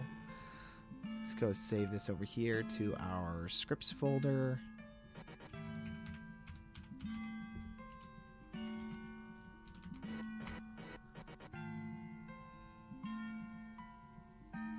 And yeah, I mean, we don't have to add really any other assets into our scene because we've already used assets inside of our Blender render. Might want to go in here. I don't know. There's some things that maybe bother me a little bit that, like, if we wanted to blur, you know, we could totally blur some stuff. Maybe not blur because that looks stupid. We could go in and paint, you know, like this area right here. Remove some of these like dark shadowed sections of the sand because it's a little bit distracting. So like there's some stuff that we could totally do. And honestly, if we had a 3D scene, what I'd recommend is probably going back and making sure the 3D scene doesn't have this stuff in it, and we can use like a bit of a paint node inside of there or something like that to have that happen. But for us, this is just for a 2D scene, so you know, not that big of a deal. Just go in, clean it up.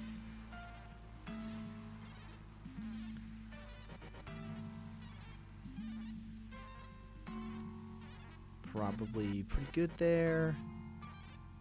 Let's go ahead and save that as well, and there you go. So kind of like some of the paint work that we're doing here, we're just removing some of the extra sand that would make it feel a little too dirty or unclean. We're just trying to make it so that the things that we want to stick out really do stick out, and the other stuff doesn't, you know.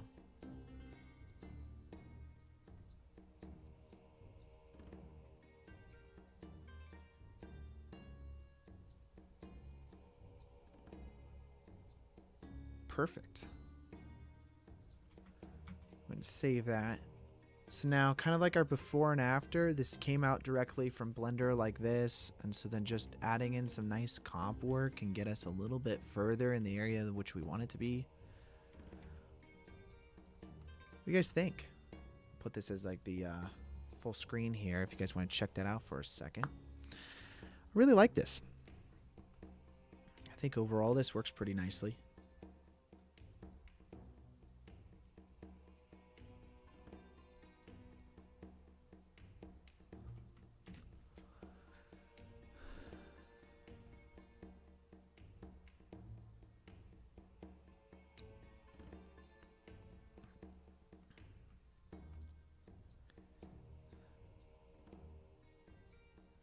Wonder if before the grain, let's see.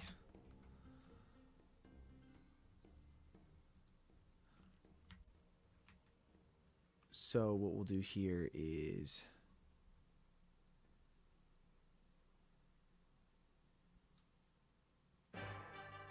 we'll take the ZD focus,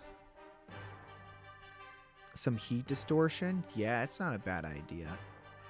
I'm wondering if, so what I wanted to do was maybe take the ZD focus and then somehow take that, merge it over top using some kind of like multiply or something like that.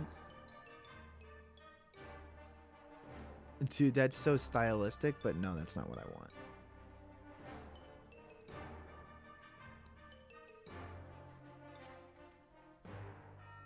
I do think adding some kind of ZD focus would be nice, but not too much. So I want to change the size of this to be quite a bit smaller.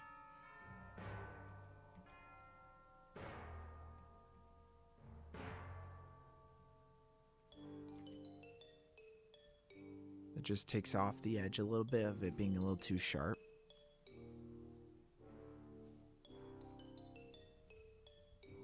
You're right. Overall, some heat distortion would be nice. Let's see what we can do with that.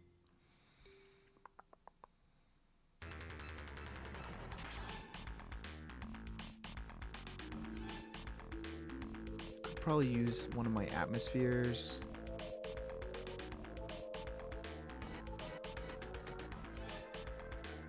Like the atmospheric smoke. Probably something like this. Let's see. Yeah, something like this. So if I take this lingering fog here, just download that real quick. And we could drop that in. I used a denim texture for the shirt, and then I ended up using like a mask option from like one part down.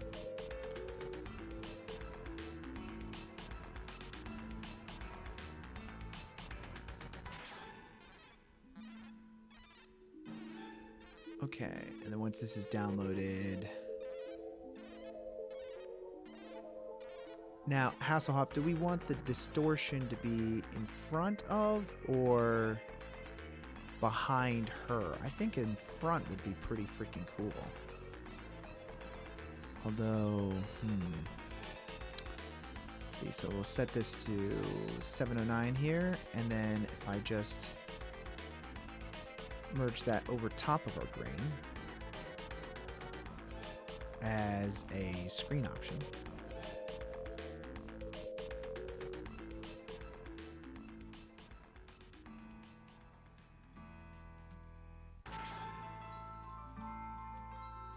And then take this value like down here. Now, if we delete that merge node, I'm going to use a grade option. We'll merge this over top of a constant. And the constant will be set to the same value as what our scene is, which is 2K lat long, I guess. So real quick, I'll select 2K. Yeah.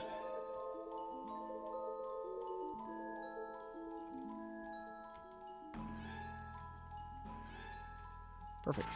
And then now, after this Z defocus here, we would place in a shuffle node. And if I shuffled in from this merge node here,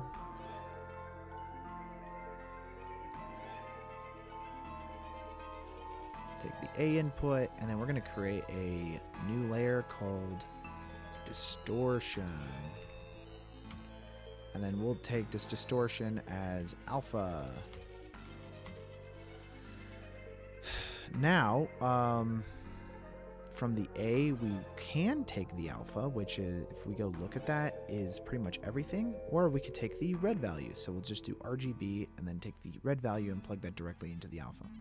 So now if I go look at this guy, we have a new layer called distortion alpha. And if I select that, we go view it. Which actually I have to do it here. We'll select distortion. We can see this distortion layer happening. Now after our shuffle node, we can add in an iDistort, and the iDistort can use the UV channel of distortion, and we can distort that specific area. So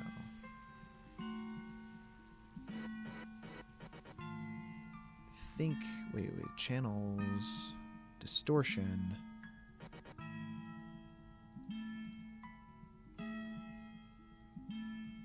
Is it UV? I always freaking forget, dude.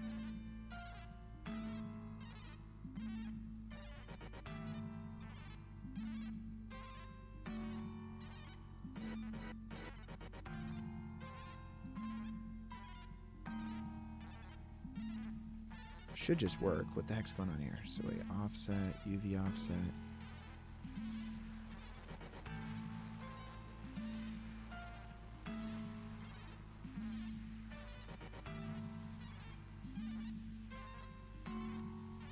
Why is that not distorting? What the heck's going on here? So that worked. Which we can blur on the channel of the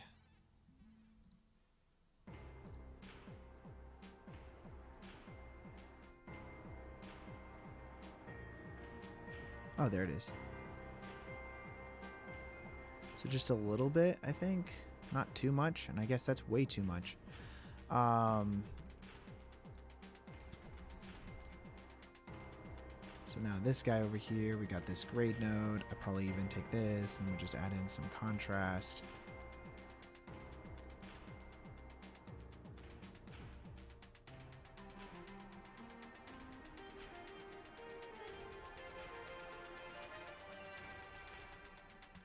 And now we can just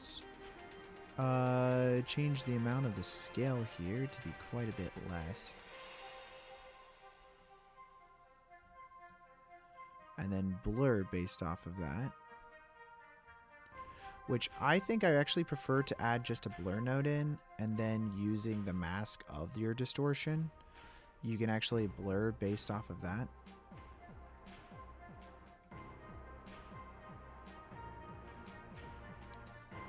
And so now if we change the amount of our scaling here, there's your distortion. Plus that. Which you can't see because it's not really moving, but it's basic distortion. So well, you would delete everything inside of your color management folder. I could show you what that would look like. Let's see.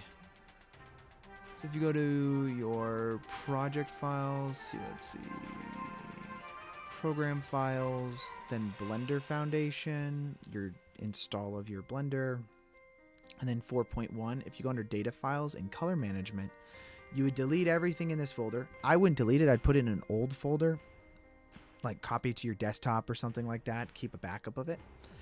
Which, I mean, honestly, it's not a big a deal. You can always download Blender again. It's not that difficult. But, you know, for safety's sake, move everything out. And then copy everything from that GitHub into here for your color management. And there we go. And then we add in our grain on top of everything. And that is the finishing touch to having that kind of effect. And that's going to blur everything specifically on that, which I think really looks pretty nice. If you don't composite inside of Nuke and need Aces, don't use it. Ajax is not better than Aces. That's not true. That's actually not true.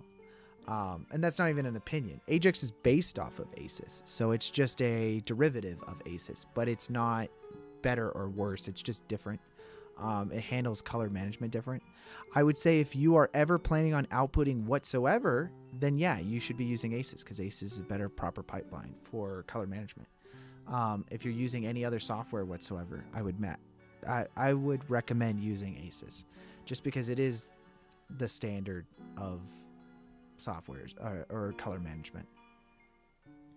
Not to say you can't use different color pipelines. Like I use Filmlight Linear when I'm doing a lot of my other visual effects, because it has a different RRT that is associated with it, which is happening on the like the interpretation level of your footage.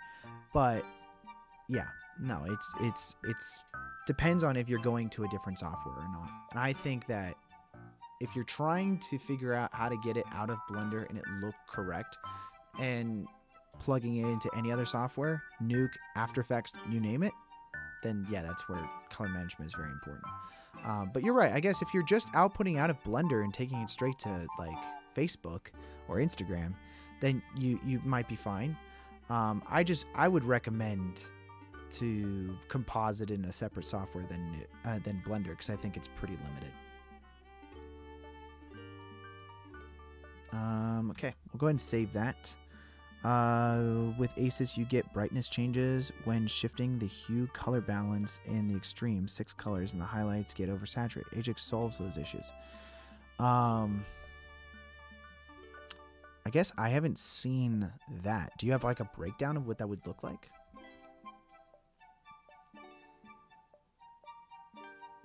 And ideally, you have Ajax inside of every software instead of Aces. Much more work, and you could need to write your own OCIO config. See, if that were the case, it would be nice, but it's just not a standard, so it makes it a lot more difficult. Also, Aces works with like importing camera materials. So Ajax is nice if you're only doing CG, But as soon as you are dealing with like red camera files or something like that, you definitely need a config file for that. And that is a lot of color science of getting your color management out of, let's say, DaVinci Resolve, which you're going to be creating your visual effects plates inside of that. You'll need to be able to output, RE camera material or Ace, red camera material or Blackmagic camera material, whatever it is. That all needs to be inside of a common language color management system. And that's where Ace is like already has all of that set up by very smart color scientists. So I don't see the reason of why to try to recreate the wheel if it already is created and already runs really smoothly for that. But as far as this is concerned, but do send me the link. I would love to read more into it. I do nerd out about some of these things. But this is the Mad Max photo that we created here today. I think it turned out pretty good. I'm pretty happy with how it turned out. I really like it. The heat wave was a great idea, Hasselhoff. I think it's just this nice little extra touch on top of everything. It's if I remove and bring that back, I mean, you can't see it as much in the still image. That's why I changed it way more than I probably should have, but I think it looks pretty nice. Look at the Godzilla X Kong. You'll see the problem. Are you gonna say that didn't look good? I think it's pretty easy to shit on Godzilla right now because everyone likes saying Godzilla -1 was way better than any other Godzilla movie ever out there. Like visual effects wise, are we talking about visual effects wise, or are we talking about like story wise? But anyways, I think this is it for today, guys. This is the photo that we created here, the Mad Max photo. I hope you guys liked it. Next week, I will be traveling, so I for sure won't be creating a live stream next week because I have my birthday next weekend, and then I'm traveling the next day. So I can't do it over the weekend. But the following weekend, I may be able to do another CG live stream. We'll see. That's still up in the air for right now. And then the visual effects streams, we have one more that's coming this Tuesday. We're going to do another visual effects compositing stream. And then after that, I don't think I'll be able to do a visual effects stream until after we finish filming, because every day I'll be on set for like 12-hour days. So that'll be that. And so I will for sure be doing one more VFX stream this coming weekend. And then after that, we'll see what happens from there. But in the meantime, if you guys create your own photos or anything like that, I would love to see all of your guys' stuff. Go ahead and join the Discord. Link is in the description. Make sure to subscribe to the YouTube channel, so that way if we do go live or post any videos, you guys get notified and updated on those things. And then as of course, if you guys have any recommendations for future live streams, please leave those in the comments below. I love to get recommendations. Otherwise, I just go off of I go on IMDb and I see what's trending for the week, and then I make something like that.